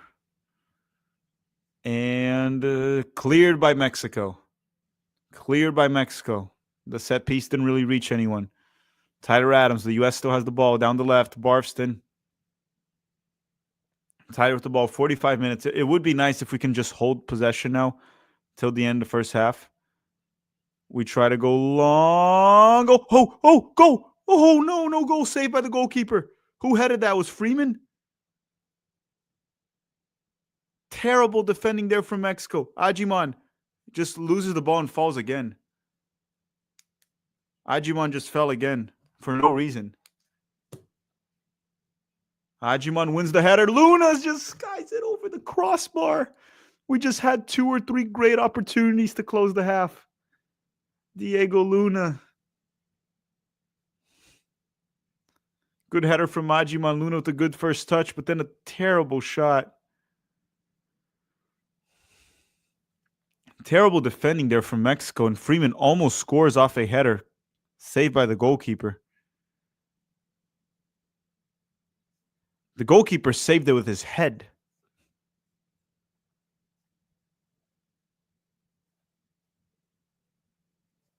Imagine we got that goal at the end. Would have been great. Would have been big. 1-1.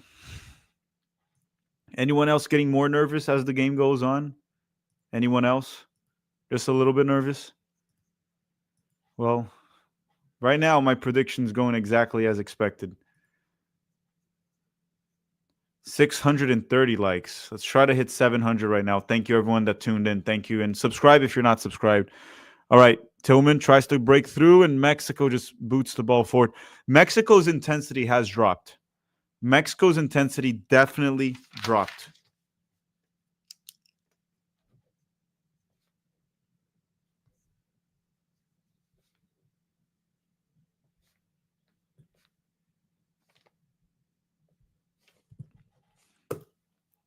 As expected. And that'll do for the first half. United States won. Mexico also won. There's a few things to be concerned about, but I will say one thing. We did hold Mexico to a 0.3 XG. They only had 7 shots total. Obviously, one of them was the goal scored by Raul Jimenez. Defensively, I don't like the fact that we are inviting Mexico to attack us, but we have recognized they are the better opponent here. They are the better team, Mexico, and that's one of the big reasons why we're sitting back and defending. But overall, we have not let Mexico or allowed Mexico to create good goal-scoring opportunities. Let me actually put here 1-1 at halftime. Let's bring up the stats. Let's bring it up here. So far, I wouldn't say so far so good, but definitely not bad. We are playing an opponent that is better than ours, okay? That, like we said, like on paper and the players they have a legitimate center forward. Raul Jimenez might actually be the best center forward in CONCACAF right now. But in terms of expected goals, the U.S. has 0.29. Mexico has 0.3. It's pretty much tied. And the game is 1-1. Mexico has had 7 shots total, 5 on target. A lot of them were from long distance, right? 1, 2, 3, 4 were from long distance. The U.S. had 3 shots, 2 of them on target so far in the game. The U.S. had 1 big chance. I wonder what was the big chance. The big chance was this one right here. The big chance was Alex Freeman's header, which was a 1v1 at the goalkeeper. Okay, that was a 0.15 XG or a 0.26 XG on target. That was a good chance from Alex Freeman that he wasn't able to convert. But Mexico so far, a lot of possession, no penetration. They're playing masturbation ball. Mexico's playing masturbation ball, or as we used to call it, Berhalter ball. They're trying a few crosses. They're trying long balls. The only reason they were able to get a goal was a little bit of a defensive mistake from Alex Freeman, I thought, defending that ball. He should have been able to cut that pass and gotten tight. I forgot who passed the ball to Raul. Who got the assist for Mexico? It was Marcel Ruiz from Toluca. But, Pete, I'm just talking. I'm going to go get some dark chocolate so I can wake up. And because I'm a little nervous, too, so I want to eat something sweet, even though dark chocolate's not very sweet. I'll say one thing. I do not like how deep we're sitting, but at the same time, out of the games we played, I thought it's been our best defensive game where we're holding Mexico to low probability goal scoring opportunities. Like half of it has been long shots. And outside of that, they haven't done much. It was Raul's goal. Well, Alex Freeman almost got a goal late in this half. He almost scored right now. Yeah, we did a good job of releasing pressure the last 10 minutes or so. We kept the ball more. We put Mexico on the back foot, and that's what we needed to do because we could not keep sitting back. Like if we had kept sitting back like that and inviting them forward, it would have ended probably with another goal before halftime. So we did a good job that last 10 minutes, and we put them under some pressure. Let's see how we come out in the second half, but we can't go sit back for the second half. We cannot do that. And I know it's not necessarily intentional, but whatever changes have to be made need to be made because otherwise it's making me nervous. How much do you think it was Mexico dropping the intensity too? They were pressing a lot. They were not giving us time and space. They seem to have dropped a little bit towards the last 15 minutes or so. Well, we were using long balls. Like that little goal that Freeman almost scored was a pure long ball out of the back. And, you can't do that with Aguimang, but maybe there's somebody else that you can. And in that moment, it was Freeman. Barney7181 is saying it's ugly, but laying it out there at least. We're laying it out. Oh, I mean, hanging in there? Yeah, I mean, I think he means like we're putting it all on the line, you know? yeah. I mean, look, obviously we were being pressed by Mexico and they were holding possession, but let's be real. Mexico didn't really create, outside of Raul's opportunity, they didn't really create much at all. It was like crosses into the box and two long shots from like the 16-year-old. Yeah. That's about it for Mexico so far. Jeff Carey saying, "What happened? The cops made me move my van from the strip club parking lot." Jeff, sell that van. Seriously. Jack M is saying Berhalter looking okay in the first for what it's worth. Not perfect, but it looks more comfortable on the ball. He was fine. I mean, none of our players actually played well in possession today. No. So far, nobody. Defending wise, I thought Ream was mostly good. Chris Richards has been really good. Tyler actually was really good as well for the first half. And even Luca has been defending well with Sebastian Bro. Defending, a lot of our guys are defending well. In possession, we've been pretty mediocre at best. But we haven't had the ball much. It says 36% there, but when you watch the game, it felt like it was less than 36% of the game. And watching the Spanish broadcast, and they're basically saying that Patrick Agyemang is ass, even questioning Derby County on the purchase. Yeah, I mean, because they're definitely not bought by MLS. Now, Pete, take this one from Agyemang. I'm going to go get my chocolate real quick. I'll be back. Well, let me just contrast that. I'm watching the Fox broadcast, so I can hear, propagandist in chief Stu Holden's comments on Agyemang, and he's trying to say that Agyemang is not getting enough service. And he's like, he's only had 6 touches. It's like, yeah, because he doesn't move off the ball and he doesn't win the ball in those 1v1 challenges. Sure, he's won a few fouls. We'll give him credit for that, right? Outside of the few fouls that he's won, he really hasn't done much. And so, like I said, during the game to TAC, we need an outlet when we win the ball back. And right now, our outlets should be Luna, Tillman, and Agyemang. Agyemang's not an outlet, right? He's not a reliable holder of the ball. So that takes him out. Because we're defending so deep, and because they're attacking down that left-hand side on Max Arston, Diego Luna's dropping very deep to help Max Arston defend. So he's not immediately available when we win the ball back. And Malik Tillman's also defending quite deep as well, as he should be. In an ideal world, you have a striker who can hold up the ball, and then guys like Tillman and Luna can join him to start an attack. And so that's really the big problem that we're having. I was just talking about the difference between what the Spanish broadcast is saying and Stu Holden trying to deflect blame on the Fox broadcast. He's like, he's only had 6 touches, so you can't blame him. He's not getting any service.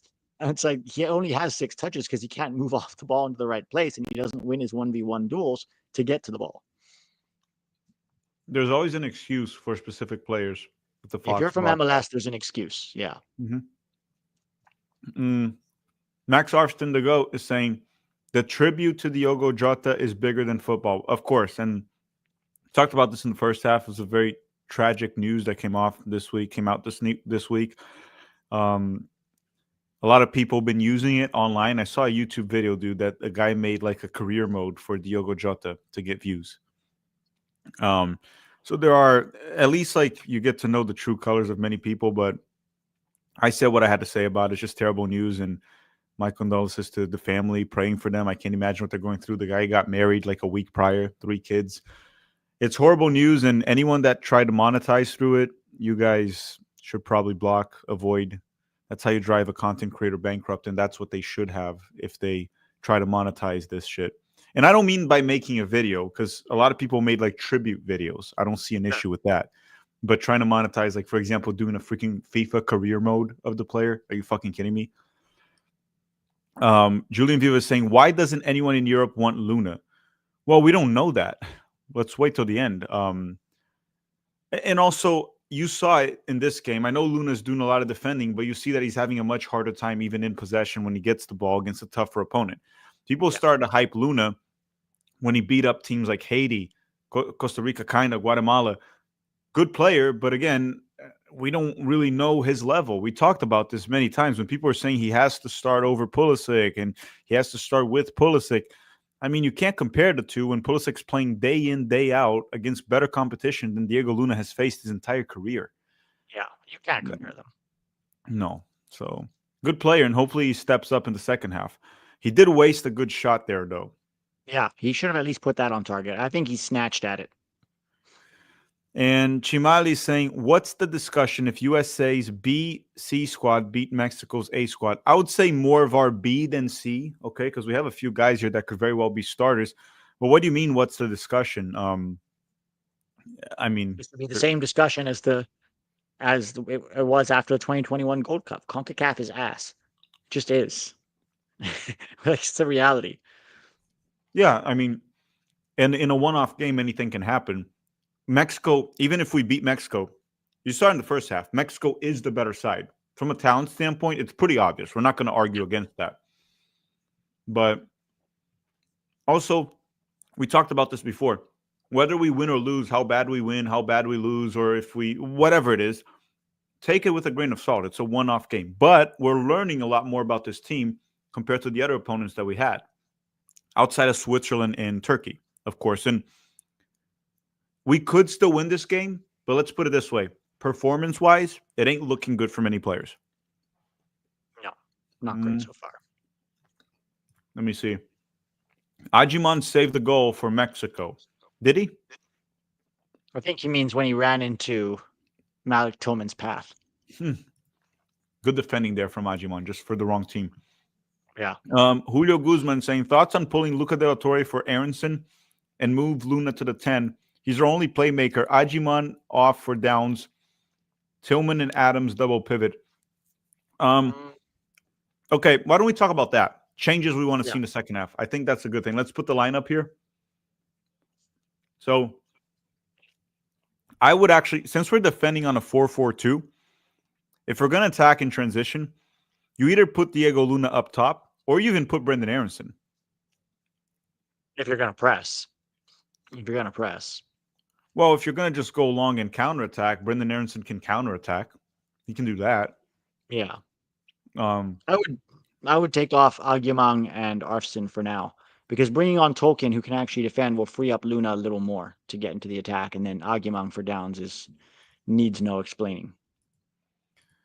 Yeah. Also, from the games that I saw, I noticed that at least Damian Downs, he seems to get it a bit more when it comes to making the right runs through the channels, or even if we go over the top, right behind the Mexican back line. And Mexico is playing a very high line. We should, since we can't really complete like 10 passes in a row, we should try to go long a few times over the top. It worked once, right? Alex Freeman's play.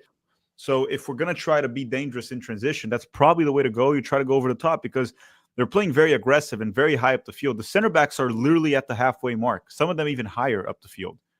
Yeah. Is Damian Downs faster than Ajiman? I think so. So that's something I else. think so. I mean, Quinn Sullivan's kind of fast. That's another option at some point. It's hard with Downs because we haven't seen enough of him to have a really strong opinion about it. So it's hard to say for sure what he's better at or not. Wade is saying, what are the odds that Pochettino makes a sub before the 70th minute? It's low. Very low. Unless Mexico scores. If it's 1-1, we probably won't see a sub until like the 80th. Yeah, and it'll probably be a defensive sub. Yes. It'll probably be Tolkien for Luna. And then we have Randall Carizian here saying, Ajiman for president. All he does is win, get off his tip for once hustle fight. Grit ain't enough for you losers. I mean, dude, again, it's what I keep saying. If hustle is the standard, then, I mean, put me there. I'll hustle. I'll give my life for the country there. I'm just not good enough to play. And sure, I would hope Ajiman's better than me, which he is, but I'm sorry, it's not enough. Fighting and hustling is the bare minimum. Yeah. Also, what's the point of fighting and hustling if this dude is on the floor half of the game? Yeah. How many times? I count. I'm at 10 falls now. 10. I have 10 also. Yeah. He fell 10 times in the first half. And it's not like he drew 10 fouls. Like, how many fouls did he draw? 3. 3. Which is good. Credit to him for winning those fouls. It just feels like that's all he's done that second half. I mean, that first half. Nico's saying, y'all know when the Fox deal with FIFA ends. I'm ready for CBS. CBS is not that much better, dude. Did you guys see the cringe video that CBS did on Diego Luna, like being the captain? It's just, guys, it's not. U.S. soccer media needs like a complete reboot. Um, the problem is the best people in this country are working on football, college football, NBA, NFL, basketball, like Major League Baseball. That's where they're working. The best like part of the media. So you get these people that we see on Fox right now and we see on CBS. It's not good. It's very goofy. It's not funny. Also, it's not informative. It's not. That's just my opinion. If you guys enjoy it, so be it. I don't enjoy it. S27 MLS playing a game during the Gold Cup final. What's the MLS game today? I don't even know which game. It's Seattle versus Columbus. They just finished full time. Well, good for them. Uh, Certified Chad saying Ajiman sucks, but who's the alternative? Well, he sucks, so we might as well try something different, right? yeah, the alternative would be Downs. Honestly, even Brian White. Yeah. I don't know if he's worse. D-Rod is saying, forget Pochettino subs. We need Neil Kennedy. Like, they keep talking about this Neil Kennedy. Who is Neil Kennedy? It's like this weird influencer. Oh. Should we? I'm not going to put his video right now. Jeremy Jones saying, Downs and Paxton bros need to play now. Yeah, both Aaronsons are good options off the bench for us to see. I wouldn't take out Sebastian Berhalter as of now. I wouldn't do so. No, I think if you're going to sub a midfielder, it's got to probably be De La Torre. Yeah, you can put De La Torre, and if you want to, you can put Aronson. Aronson can defend. Like, the way De La I Torre... put Aronson there, because then also he can defend, help Arston out defend, which will free up Diego Luna. And Zach saying Pat McAfee had a great interview with Diego Luna. Yeah, and I talked about this on X. I know some people were saying Pat was cringe and Pat was this, but here's the thing. Pat McAfee knows his audience. So even if we think it's cringe, it doesn't really matter. If he's talking about the U.S. men's national team, it's good. It'll draw attention. He's probably the biggest sports personality in the U.S. right now, outside of like players, of course, right? Well, Patrick Mahomes is tweeting about this game on Twitter, something at least. Yeah, that's pretty good. So again, we can't be gatekeepers right here, where if a guy talks about it, we just bash him. Let him do whatever he wants. He can promote this whatever way he wants. Pat McAfee, Patrick Mahomes. The problem is when the guys that cover soccer, they suck. That's the problem. Yeah. Like the actual media people. I was hoping they would be better. Because Pat McAfee is not like a soccer guy, right? So he doesn't have to be well informed. He can just be a fan and be cringe and be silly. It doesn't matter. Yeah. Certified Chad saying, to be fair, Ajiman's falling tactics earned us a goal scoring a free kick. Yeah, guys, but it's not a falling tactic. He just falls. Yeah. He just falls. D-Rod is saying SEC football undefeated against Mexico. When has SEC football Does Mexico even have an NFL team or a football team, period? No. Not that I know of. No subs. We're back for the second half. No subs as expected. And then last one. Pochettino. Saying if Fox loses the U.S. men's national team games, they will free Stu Hoden up to call women's ice skating or gymnastics. I think Stu would be bad at that as well. So yeah, I don't think he's built for this. Do you remember when Eric Wijnaldum was on X and Stu like tweeted something about the Germans being soft? And then Eric was just like, have you seen you play? Oh, and here comes the U.S. here. 45 minutes and 45 seconds. Diego Luna tries to find Ajiman. Not a good pass from Luna. Not a good pass. Yeah, he's not having a good game today, Luna. No, and that's what we've been talking about when everyone was like hyping it up. That's why everyone has to chill. Still, to me, has earned a spot with the A roster. Yeah, for sure. He should be there for Japan and Mexico. I'm sorry, Japan and Korea. Jumpman saying Ajiman runs like if Greg Berhalter's kicking his shin everywhere when he gets the ball. Downs should start, not Ajiman or even Brian White. Ajiman runs as if he tied both cleats together. Like he got the knot and just like knot them together, and he's wearing jeans, and then he just trips all over himself every time. Yeah. Okay. Saying Luna needs to take advantage of his physicality. I mean, Mexico is also very physical, guys. Yeah. Saying that Luna is more physical than the Mexican team is not really true. Tyler Adams, poor pass, and Mexico. We'll see how it goes here in the second half. My biggest concern is if Mexico gets the lead. Going to extra. Oh, boy. Good ball. This could be a cross for Mexico. Cleared by Chris Richards. Always Chris Richards. Yeah, he's clearing a lot of balls today. In the air, on the ground. Jorge Sanchez. Al White Alvarado. Cuts inside. Luna defending. Luna's just doing the dirty work today. That's about it. He's helping a lot on that left back position, I'm telling you. Yeah, that's what I was saying before. Like today, Diego Luna, his hustle is helping a lot. But on the ball, in the game, like he's not actually doing much at all. But of course, the hustle's still there, and he's doing a great job in terms of hustling and helping out on defense. He's essentially a second left back. Yeah. It's probably why Arfsten's not getting as exposed. Yeah, that's exactly what's going on here. Raul Jimenez, cross goes in. Okay, header, and then Matt Freese will hold the ball. Matt Freese has been all right today. He's looked steady. He hasn't looked made shaky a weird save in the first half where it was like a bit of an easy ball and he couldn't catch it. But overall, yes. And the goal, there was nothing he could do on that ball. No, you can't. I don't blame him on the goal at all. I don't think there's a single goalkeeper that would have saved that, even a world-class goalkeeper. That was one heck of a shot from Raul. Okay. But back to the game here. Okay, we're 40 likes away from 1,000 likes, everyone. So if you can get it to 1,000, usually the U.S. scores for some miracle reason, even though it's not looking likely here in the second half. Mexico. I have a feeling this is going to extra time. I know it's early to say that, but I just have a gut feeling, dude. I'm kind of hoping right now because I'm seeing Mexico much closer to scoring than us. Yeah.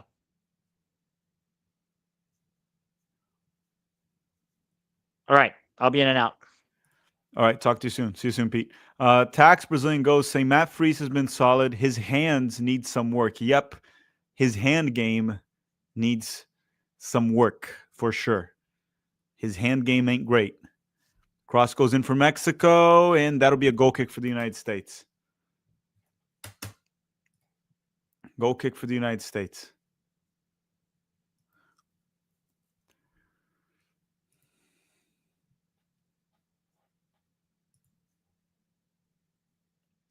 Matt Freese.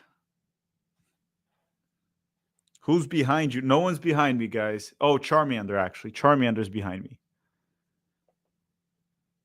Mexico getting the ball. It's been all Mexico here in the second half. And then Mora just fell, the 16-year-old. Arfsten blows by the first one. Pass it back to Tyler. And Mexico's playing super high up the field. Chris Richards. Ream. Arfsten. Oh, Tillman, that was nasty. Blows by. Oh, and then a terrible second touch. Nasty move there from Tillman, and then I don't know what happened after that. Alvarado on a 1v1 with Tim Ream. Cuts inside. Shoots it. Oh, shit. That was almost a goal. Oh, my God.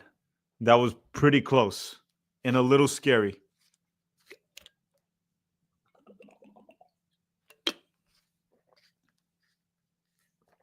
Pretty close and a little scary. All right. 51 minutes, 6 minutes into the second half. We're hitting minute 51. Definitely going to be a second half where the United States just kind of defends for their lives. Oh, my God, we're trying to play out of the back. Please stop. Like, let's please stop trying to play out of the back. We lost it. Why are we trying to play out of the back? I said this in the preview. Do not try to play out of the back with Mexico's aggressive press. Don't do it. We're not good enough to do so. Tillman, very aggressive defending, but Mexico still has the ball. Gilberto Mora, very calm and composed. Gilberto Mora, oh, great ball from the 16-year-old. Out wide, here comes Mexico. Good defending from Freeman, and Sebastian Berhalter recovers it. Kyler's saying the lack of ability to hold possession, especially against an overplaying Mexico, is all we really need to see to know this team is not good. No, of course, we cannot hold the ball. We couldn't control possession. We're just quite clearly we're worse.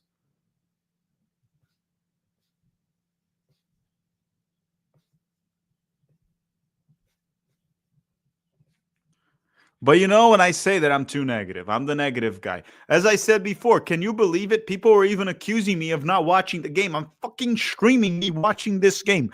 I have two screens on. I have the iPad and the TV. The TV is 30 seconds delayed compared to the iPad because I can watch the iPad, and if I miss one moment, I can quickly watch it on the TV. But they literally accuse me on X of like, you're just a hater. You don't watch the games. Like, brother, I have the most evidence possible to watch. I'm the only one that watches the game. I'm not the only one that watches it. I'm the only one that can prove that he literally watches the game.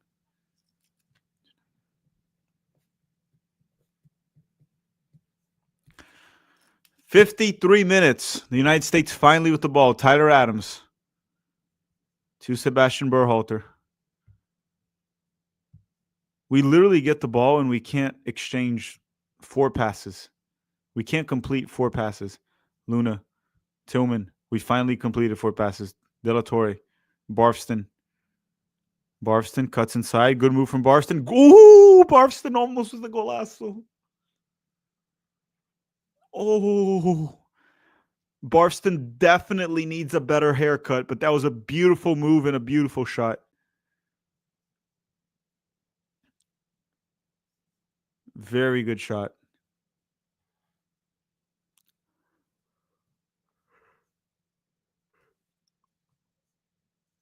Okay. I'm watching Law and Order. No, I'm watching Squid Games. By the way, I did watch Squid Games season 3. Very sad. Very, very sad. Even though the good guy won, it was very sad. Okay, a little bit of a fight here. Malik Tillman.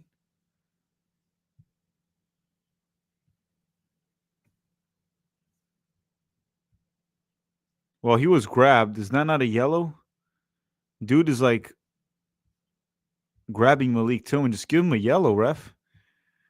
Number 14. Tim Ream. Back to Richards. Okay, Mexico's moving up the press. And we just end up having to go long, which is fine.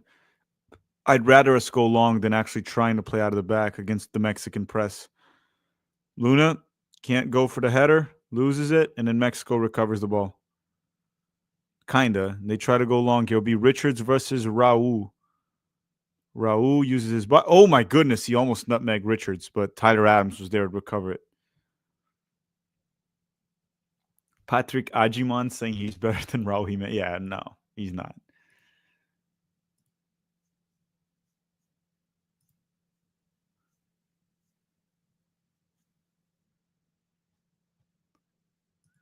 All right, Mexico with the ball again. Out wide. Alvarado. 1v1 against Arfston. Arfston and Luna on Alvarado. Good defending there. Alexi Vega. He goes at Luna. Oh, Luna, bad tackle. Alexi Vega still has it. Okay, that'll be a corner kick for Mexico. That was a weird tackle from Diego Luna. Fabian, no one's under my desk. There's no one here. I'm alone. I hope I'm alone in the room. Okay, corner kick for Mexico. My goodness. Gilberto Mora. Mexico attacking once again. It's been all Mexico here in the second half. All Mexico in the second half.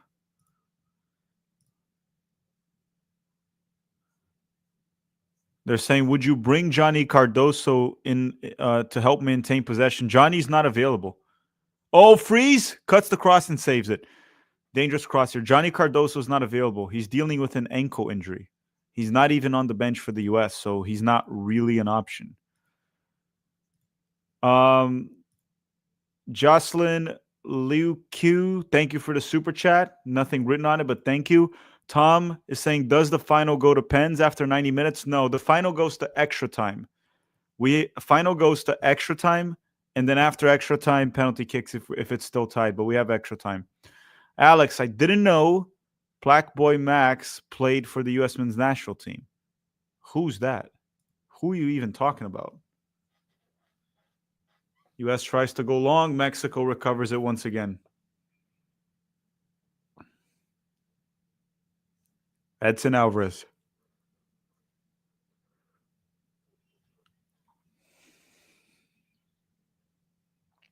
Alvarado cuts inside. Sanchez tries to cross. Diego Luna coming back to defend. Luna. Good ball from Luna to Tillman, and he loses the ball right away. That'll be a free kick or throw-in for the U.S. Free kick or throw-in. Mr. saying, gets me how soft some people are in U.S. media. Zero of what you said is overly harsh, but that's toxic, it seems. In many other places, we're way harsher. I'm by many different standards in many different countries, what I say is even soft. I am very kind to a lot of these players. Some might even say I'm the kindest to all these players. Some of these guys are scrubs. Some of these players are really bad. Professional players, of course, right? They're better than an amateur player. Some of them might not be, but most of them are. But no, the U.S. soccer media is ridiculously soft, and a small portion of the fan base. Most of the fans are not. And I guess like that's probably the reason why me, a random dude on YouTube, I get more views than big media channels like Fox's YouTube channel with Alexi, CBS with many former players. That might be the only reason why. They're not very good. What I'm essentially saying. It's not because I'm good. It's just they're really bad. Jaron is saying, could Ajiman develop to a good 9 with time? No. Jaron, probably not. He's also 24. He's turning 25 this year.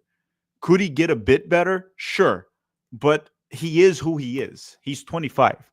Like, physically, he's not going to get better, not going to grow. He's not going to get more coordinated. From a technical standpoint, he's also not really going to improve that much. So he's more or less who he is, Ajiman.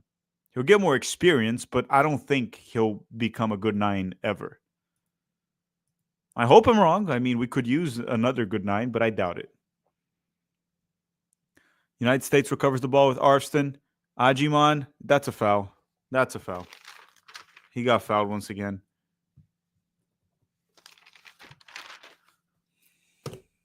He was grabbed by... again, Cesar Montes should get a second yellow soon.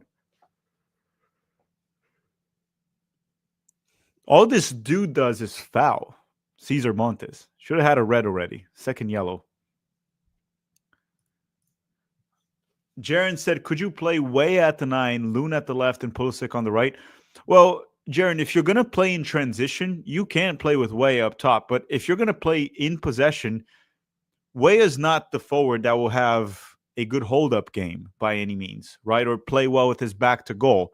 So if you're playing against a lesser team, I don't know if I would want that. But if we're playing on a counterattack, sure, Weah can do that. You can also play on a 4-4-2, and you can even put Weah and Balogun up top. You can put Weah and Balogun, and that'll be very dangerous in transition if you have Weah and Balogun. Also, like, guys, you're seeing Diego Luna today. Do you really think he's a starter? That's a very dangerous tackle from Malik Tillman, dude. Very dangerous tackle. Do you guys really think that Diego Luna would start with the A squad? I think he makes the roster and comes off the bench, but I don't think he's a starter.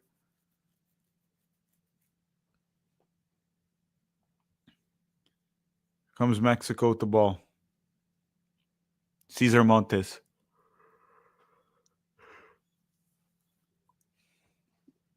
Cesar Montes with the ball for the for Mexico, actually. Johan Vasquez. That's Edson Alvarez.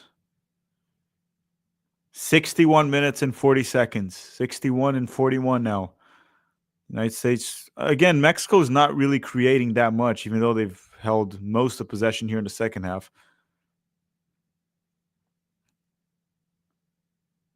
Mexico recovers it, but that's going to go out of bounds. That's Mexico's throwing? Yep, Mexico ball once again.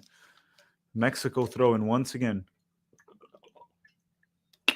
62 minutes here. 62 minutes. United States won. Goal scored by Chris Richards, a header off a set piece. And then Mexico scored with a beautiful goal, a beautiful left-footed shot from Raul Jimenez. And if it's still tied, we do go to extra time. Diego Luna. Tyler Adams. Okay, good ball. Finds Sebastian Berhalter. Can't connect it with Agimon. All the way back to the Mexican goalkeeper.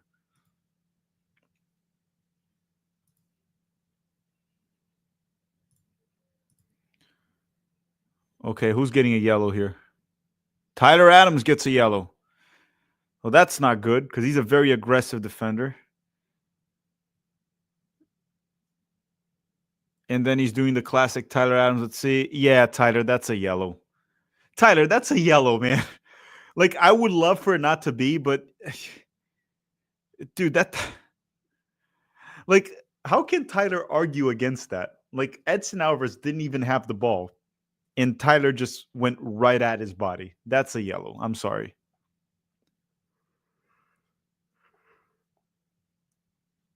$63 minutes and 20 seconds, 1-1. Hanzo saying the United States has to make a goal before Mexico, or we just hold this 1-1. My prediction was the game would end 1-1, and we win on penalties. That's my prediction. My concern is this. If we score a goal, Mexico can still press us and possibly get one. If Mexico scores a goal, I think we're screwed. I don't think we're going to get a second goal. I don't think we are. It doesn't look like we are.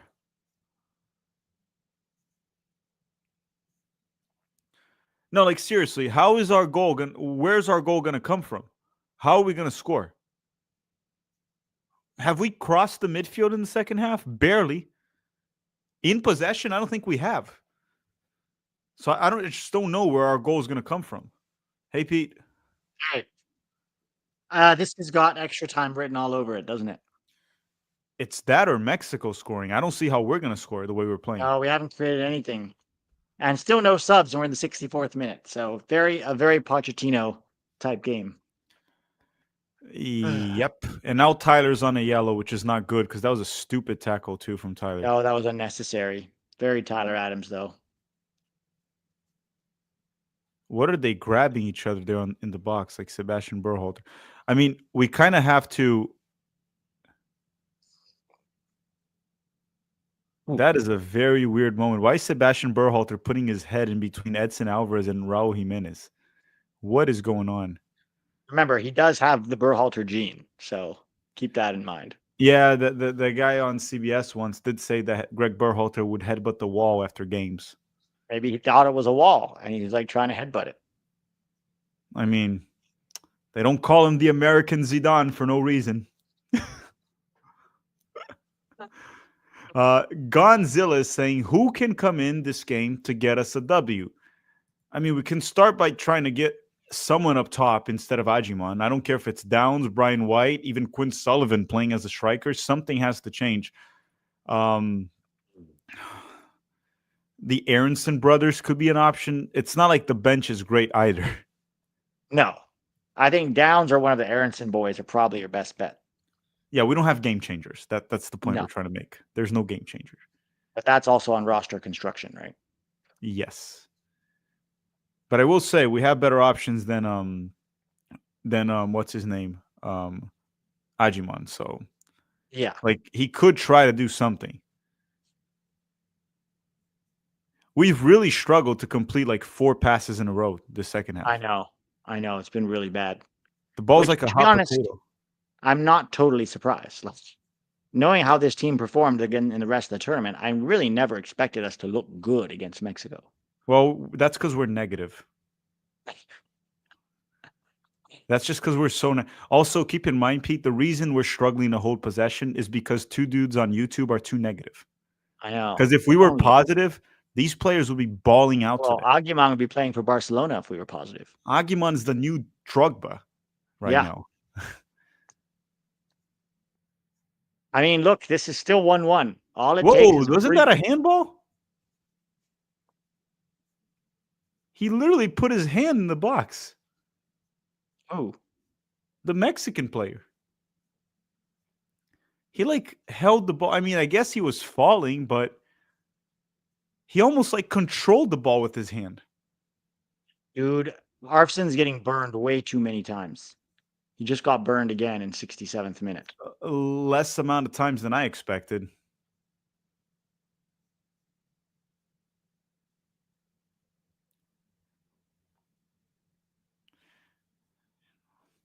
Yep, that looked like a handball to me, but CONCACAF loves Mexico, so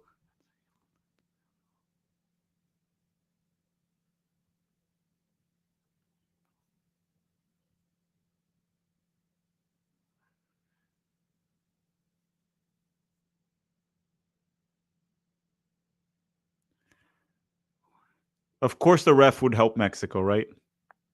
Richard's winning everything in the air. Damian Downs, called up by Downs is coming in. Ooh, please tell me it's for It's not going to be for Agumon. Watch. It's not. I mean, it has to be, dude. Do you think he's gonna go like two guys up top right there? That would be very not Pochettino.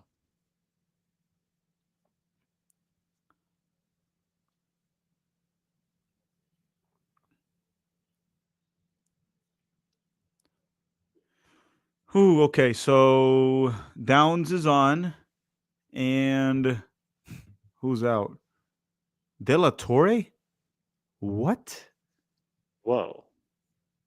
Is Berhalter going to go in the middle and Downs is going to play as a winger? Yeah, you can't sub out Ajiman apparently. No, you can't sub out Ajumang. I mean, De La Torre has not been good either, to be fair. But that's a weird change.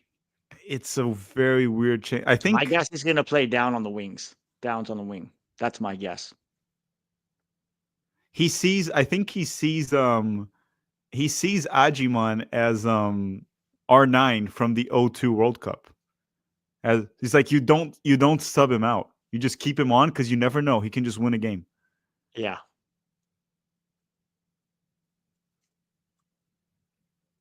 Wow. We're leaving Agumang. What does this guy have to do to get subbed off? I don't know. It's weird. We're playing with. I'm trying to understand. I think actually we're playing with two up top. I think Tillman went to the left. Okay. I mean, we'll see. Let's see what Downs looks like. It's not a lot of time, but we at least have a decent amount of data now to look at him. If we ever hold the ball, we may not get the ball. Oh, sorry guys. Yeah, we did hit minute 69. Nice. Sorry, I missed it. It happens with some of the US games when it's a bit more intense that I'll miss it. I apologize for it. Nice. We hit it.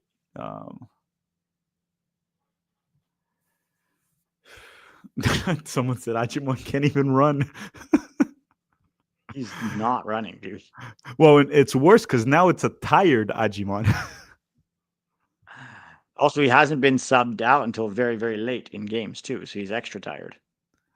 Oh boy, but we're going all the way with him. Corner kick for Mexico here. All right, let's see what happens. It's a bit weird that the sub was not expected. And also, Damian Downs, first guy off the bench. That means Pochettino trusts him to a certain extent. Why is he not starting as the forward? I don't get it. You can't bench Agumang. You can't bench until the Derby County deal is done. Yeah. Then when it's signed, he benches him. Watch, he never calls him up again after that. No, that reminds me. Many years ago, Brazil had this guy named Afonso that played in the Eredivisie, and he dropped like 20 or 30 goals there. And then people were like, "You gotta call him up!" Like everyone in the Brazilian media were like, "You gotta call up Afonso." And then he got this move to Middlesbrough in the Premier League. As soon as he got that move, no one called him up again. They never talked about him. Never again. It's like clearly they just wanted to get the guy sold. I like how also people are using is like, Derby County is signing Ajimon, but guys on Twitter are saying he sucks. Like, guys, Max. Well, yeah, I was also like, yeah, Derby County, a team known for how good they've been. They're tremendous scouting. Derby County. Yeah. Derby County, they're excellent scouts. Develop some They're of the best known. players in the world. They're known for like always competing for the Premier League. Yeah, they're literally fighting relegation in the Championship down to the 3rd division. Wrexham might be better than them this year. I was hoping Wrexham would sign an American. Not Aguimont, though. They already No, have Paul Mullins. no, but I would hope they'd sign like a decent American so I can actually Honestly, watch all their games. Matt Turner would have been the one to sign. Yeah, that's their level. Matt Turner would be a good one. I mean, sign Diego Luna too. I don't know if he's good enough for the championship. I don't know how he would do I don't there. know if it'd be so good for him, the Championship. Okay, Mexico goes long. Alvarado cuts inside. Tim Reams able to clear it. Get it out of there, Tyler. Good ball, I don't know, Tyler. man. We haven't really given them many chances. They're still shooting from distance, right? They're still kind of creating half chances. So I don't know. Our center backs are good. Yeah. It's our A-team center backs, right? More or less, yeah. I mean, we could argue Ream versus McKenzie, but those 3 are probably our 3 best center backs right now. Yeah. And I mean, our 6 too. Tyler Adams is there. Yeah. I don't know. I think Mexico's had more of the ball. We haven't created, but they've also struggled to create. So I wonder if I mean, this just looks like extra time to me, unless Mexico scores soon. Yeah, the reason I said it's like Mexico scoring is just if we had to pick one team to score, Mexico's much more likely. They're clearly the better side. It's just that they can't really create shit because, I mean, let's be real. This is not a world-class team either. So there's that. Yeah. Saying if Ajiman somehow scores the game winner, well, we celebrate if he scores the game winner. It doesn't change the player that he is. But if he scores the game winner, we celebrate because we won. Just like we celebrated Miles Robinson scoring against Mexico in the Gold Cup, remember? Even though we didn't like Miles Robinson. Yeah, at this point that is. But I think that, I mean, Pochettino has to sub out Ajiman at some point within the next like 10 minutes, I'm assuming. Don't be so sure. Who's he going to? I don't know, man. S27 saying Balogun is the Brazilian Ronaldo compared to Ajiman. Yes, the gap between Ajiman and Balogun is pretty big. It's pretty big. And let me ask you a question, Pete. This is a tough one. Is Balogun closer to R9's level than Ajiman is to Balogun? No. I mean, R9 is R9. Like, that's like a level Balogun will never touch in his life. No, but did you understand the question? Like, how far? I do understand the question. There is a big gap between Balogun and Aguimont, yes. But I would argue the gap between Balogun and R9 is probably bigger. I would say it's pretty close. Pretty close. I don't know, man. Balogun still has a lot to prove, even in the French league. The Balogun has scored 20 goals in the French league. I don't think Ajiman can score 15 in MLS, can he? He had 10 last year. He's got 6 so far this year. And if he goes to Derby, I guess we'll never know. But he's not scoring 15 in the championship. All right, here comes Mexico down the left. 75 minutes and 30 seconds. Richards again with the block. Richards has been impeccable once again, as expected, right? And okay, that's going to be a free kick for Mexico. This just comes to show to us too, just one thing that we learned here is Mexico ain't that good. No, and this is pretty much their A team. Who are they missing even? I mean, guys who could potentially be starters, but are not like necessarily clear starters. Ooh, good defending, Richards. Yeah, now free kick here for Mexico. All right, don't spoil it. I'm going to go. I don't want to. Okay, I'll see you soon, Pete. Semi-dangerous free kick for Mexico. I mean, they're going to send it into the box. That's what it's going to be. Cross goes in, header. Oh, was that a goal? No. He's off. Edson Alvarez scored, but he's off. The goal didn't count. Relax, everyone. There's no goal. Relax. He's off. There's no goal right there. I need to see the replay here, but so delivery. Yes, it looks like his shoulder is off. It looks like he is off. Hold on. They're checking. The VAR is checking. I don't know. The replay, it was tough. It looked like his shoulder was ahead.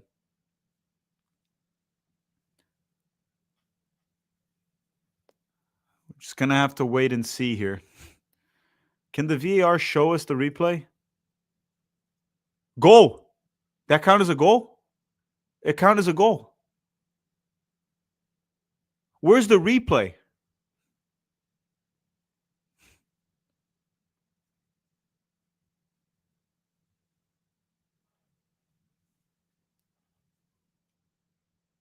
Where's the replay?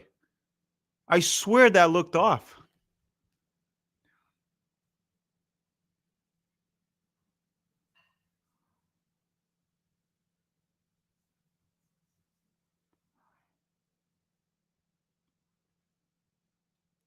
I swear that looked offside.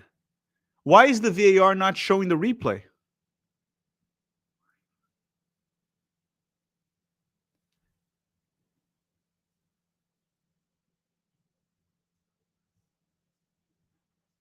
Dude, no. Show it again.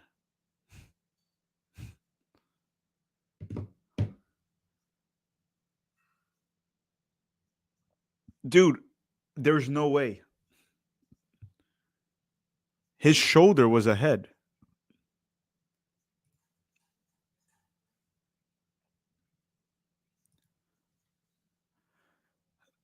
Why are they not freezing the camera and drawing the stupid line?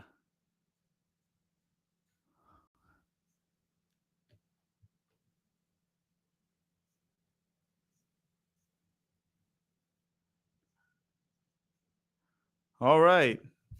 11 minutes to go, and we're down 2-1 against Mexico now. Tax Brazilian goes saying literally the softest foul of the game, and the ref calls it for Mexico in an advantageous position. ESG Soccer saying this team is bums, not you, Tillman or Richards. Yeah, I mean, we knew the team was definitely inferior to Mexico, and we saw that throughout the game. We were clearly the worst side. Mexico didn't create that many chances, but we were clearly the worst side. It was pretty obvious. Malik Tillman. Now we're going to have to go full-on panic mode. Tyler Adams. Sebastian Berhalter. Mexico sitting deep, inviting us to attack them. Let's see what we can do. We got 10 minutes to try to pull a draw here. 10 minutes to go to try to pull a draw. Malik Tillman. Guys, we got to do something here. Alex Freeman. To Tillman. Are we just going to keep passing the ball one way or another? At this point, just lob the ball into the box. I just don't know if Agimon can actually do anything with it. Arfston.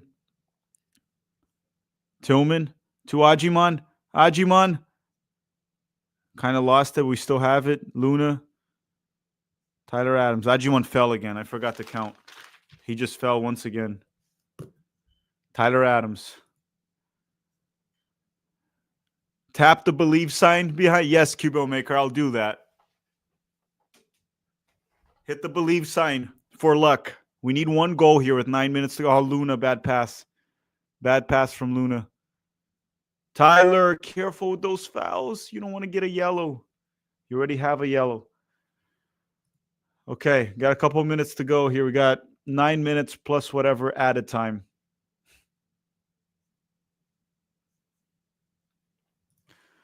ESG getting the Trump whistle man. We getting no calls. Who's the Trump whistle man? OGR Sports saying the Costa Rican video referee overruled the referee on the field. He's saying it's good. That's why they're not showing the replay. That is weird. It looked off. But, I mean, if they're saying it's on, then on it is. There was also the handball. There's also the handball. Anthony Yatt said, expecting this team to do something is false hope. I know, but, I mean, we have to hope, right? The game ain't over. Hope something happens. Tries to go long to Ajimon, can't find him. Tyler Adams is out. Jack McGlynn is on. Tyler Adams is out.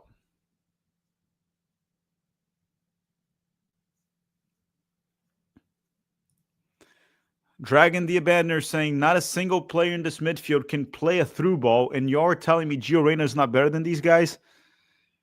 I mean, didn't say he's not shot from long distance from Mexico. Guys, I mean, we saw today Luna, a lot of fight, but lacked quality. Made a lot of mistakes on the ball, Diego Luna. He hustled a lot. He always brings in that fight, but that's what we were talking about when we said we can't really overhype these guys because we beat Guatemala. It's one thing we can't do. Santi Jimenez is coming on from Mexico. Santi Jimenez.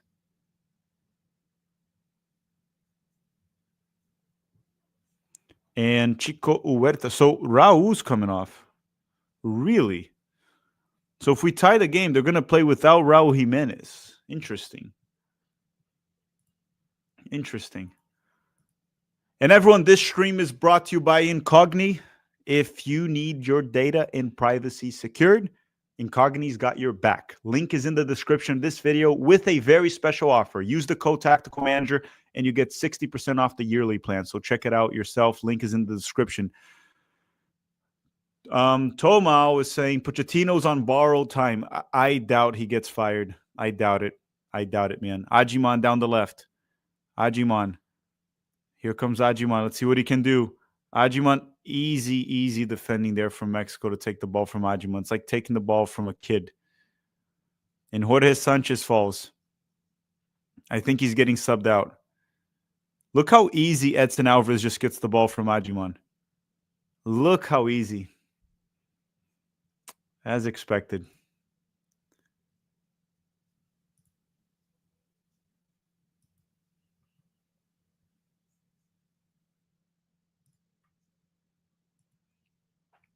And John Tolkien and Brendan Aronson are coming on for the U.S. also.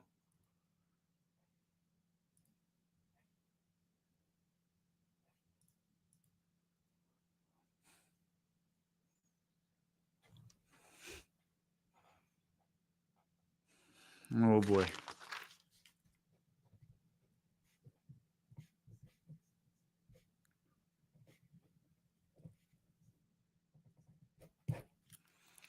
Okay, 85 minutes. We got 5 minutes to go, plus added time to try to pull a late goal here and take this to extra time. And ESG Gamer is saying, getting dominated by a terrible Mexican team. We did get clearly outplayed. As I said, I'm hoping we can pull a draw here, but Mexico's clearly the superior opponent. We can still pull a miracle goal late in the game, but yes, Mexico has been the better side. It's not really debatable at this point. Whether or not Mexico has been the better side is definitely not debatable at all, actually.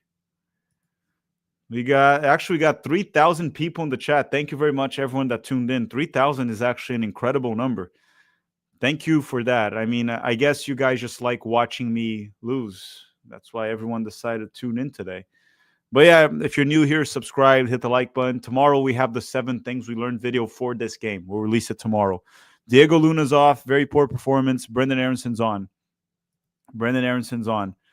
Jonathan is saying, so is Pulisic going to show up for the World Cup next summer, or does he have the summer vacation to Cabo already planned? I don't want to inconvenience him. Yeah, I hope he shows up, but if he needs time off, so be it. Maybe he needs to go to Cabo. Maybe he needs to go to Miami, Costa Rica. Well, he can do whatever he wants. If he doesn't want to play for the national team, don't go, but we kind of need good players there. Cross goes in. Richards. Damian Downs blocked. Freeman. What is that pass from Alex Freeman? My goodness. Press them. Throw in for the United States. Oh, that's Mexico's ball. Mexico's ball.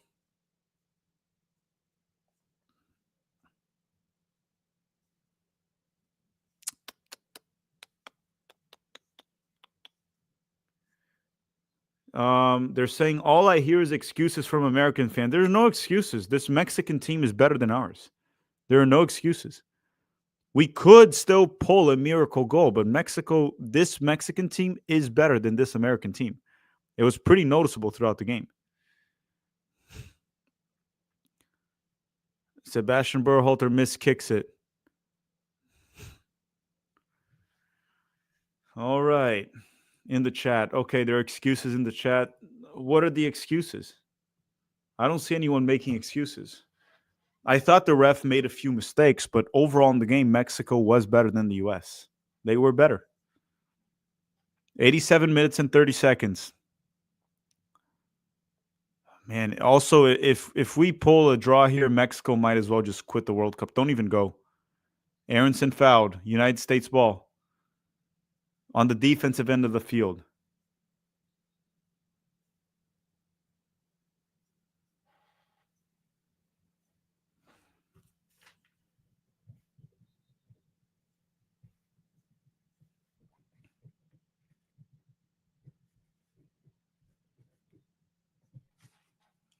Santi Jimenez is down. Is Santi Jimenez injured? He just got in. Santi Jimenez is wasting time. That is some bullshit right there. That is some bullshit. JH is saying, I don't blame the players. I blame the no-shows. Well, can blame both.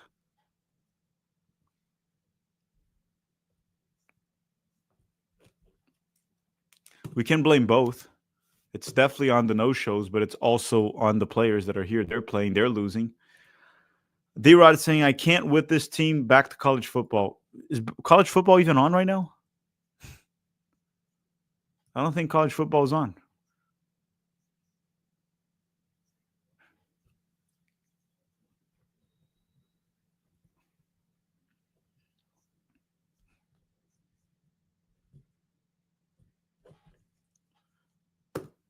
All right. Edson Alvarez, 89 minutes. 89 minutes. We have, I guess, 1 minute in whatever time is added to this game.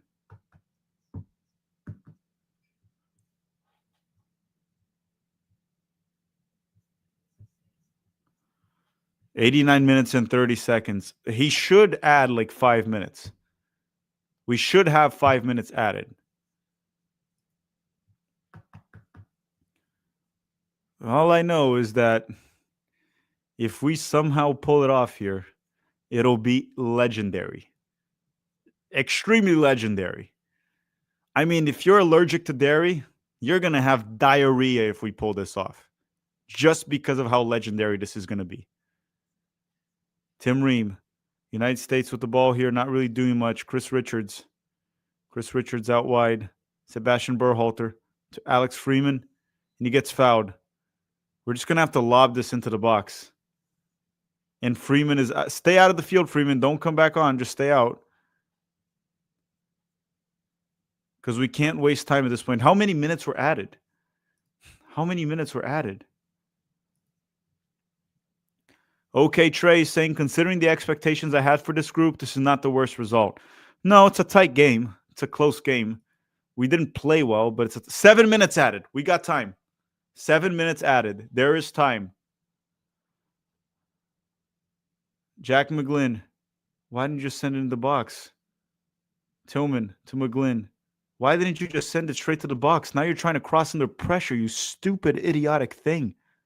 Why didn't you just deliver it? And ESG Soccer saying, Ajiman is the worst USMNT player I've ever seen. He's up. Oh, Damian Downs is through. Ajiman. He wasted it. He wasted a 1v1. You motherfucker. He was on a 1v1 with the goalkeeper.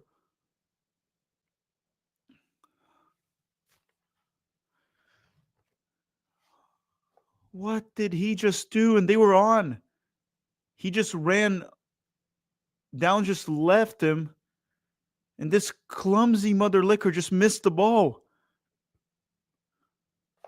I can't, man. I'm sorry. He's so bad. He actually just missed the ball.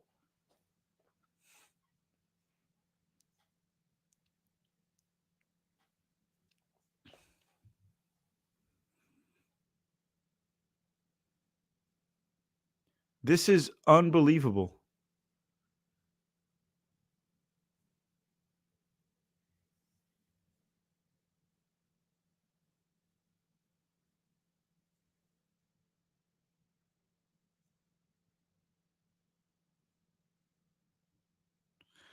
Okay, United States the ball. Jack McGlynn tries to go long. John Token has to go back.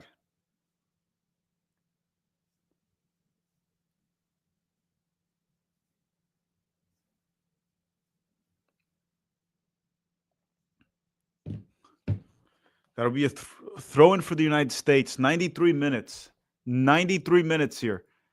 We just wasted a chance with Ajiman, of course. And Hugo Lopez saying, rest in peace, U.S. men's national team. Well, it's not over. We got now 4 minutes to go. 4 more minutes. 4 more minutes. John Token under pressure, loses the ball.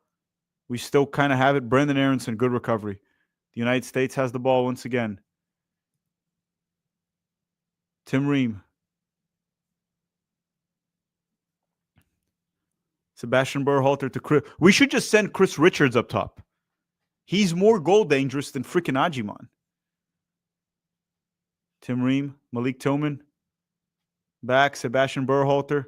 Terrible pass from Berhalter. Terrible, stupid pass from Berhalter. And Alexis Veg. Oh boy. Comes on a counterattack here. Could be number 3, or they're just going to waste time. Vega. Mexico holding the ball. And free kick for Mexico. What a stupid, idiotic pass from Sebastian Berhalter. Wando is laughing at Ajiman. Wando's better than Ajiman. Wando is better than Ajiman. Look at Ajiman wasting that. My goodness. This is unbelievable.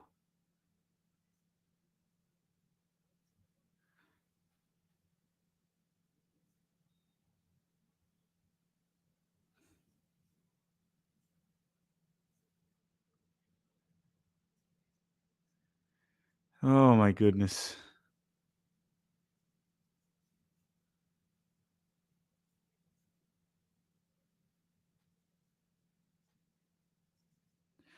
Throw in for Mexico.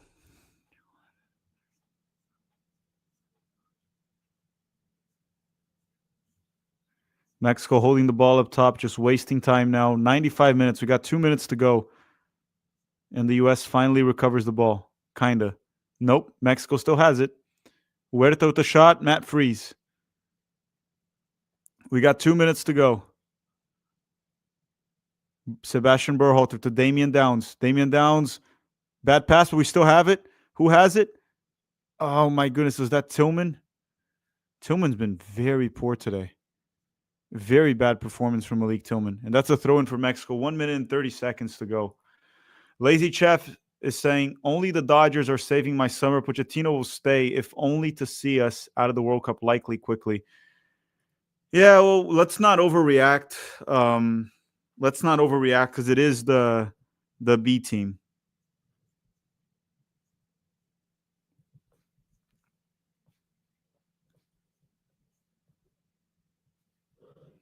We can't overreact. Like, if we won, we shouldn't overreact. And if we lost, we also shouldn't overreact. It is the B team.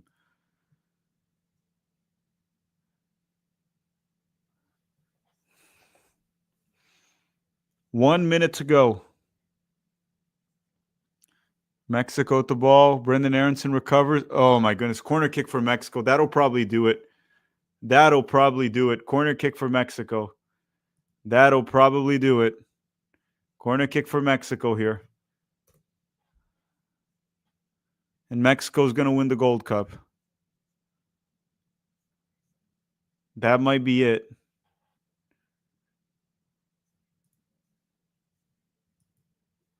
Here comes Mexico. This could be number 3. Nope. Santi slipped. But Mexico still has the ball. We're hitting minute 97. The ref's going to end the game. The ref's going to end the game. Throw in for the U.S., but it's probably over now, unfortunately. Matt Freeze. We hit minute 97, so it's up to the ref at this point. We just try to go long. Damian Downs loses it. Aronson. And that's a throw-in for Mexico, and that's game. That's game. Mexico wins the Gold Cup over the U.S. men's national team. A little bit as expected. Rusty's saying Berhalter's trash. Probably a good thing his mom. Yeah, no, it's not a good thing that his mom got kicked. No, that I disagree. So the United States loses to Mexico in the final 2-1. Let's be real. It was only 2-1, but Mexico was far superior. They were clearly the better team.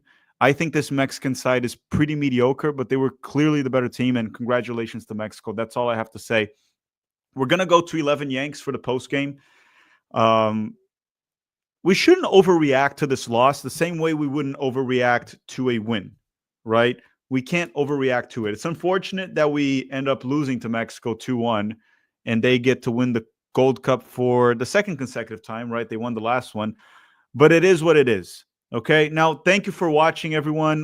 We're going to see you all at 11 Yanks for the post game. Drop a like in the stream and subscribe. Tomorrow we have the 7 things we learned. And a quick word from the sponsor of this video, Incogn. I'll see you guys at 11 Yanks. The link for Incogn with a special offer is in the description of this video. See you guys soon. How often do you get spam calls? And you know why? Data brokers sell your data to businesses and even scammers, which leads to annoying spam calls, text, emails, and just in general, an invasion of your privacy. And you know what's the worst part? It's all legal, selling your data. And that can also lead to exposing sensitive information to bad actors. But it's not just that. In the United States of America, people search websites are a problem.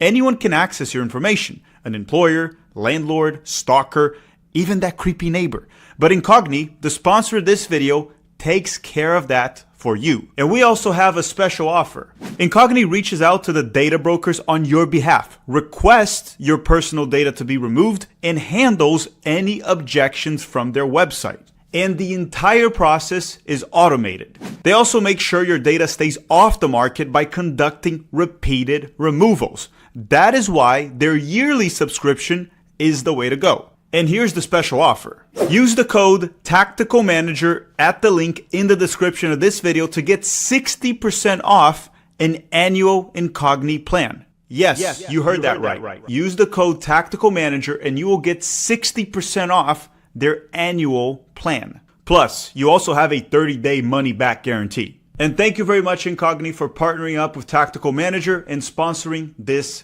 video. Make sure to use our special offer.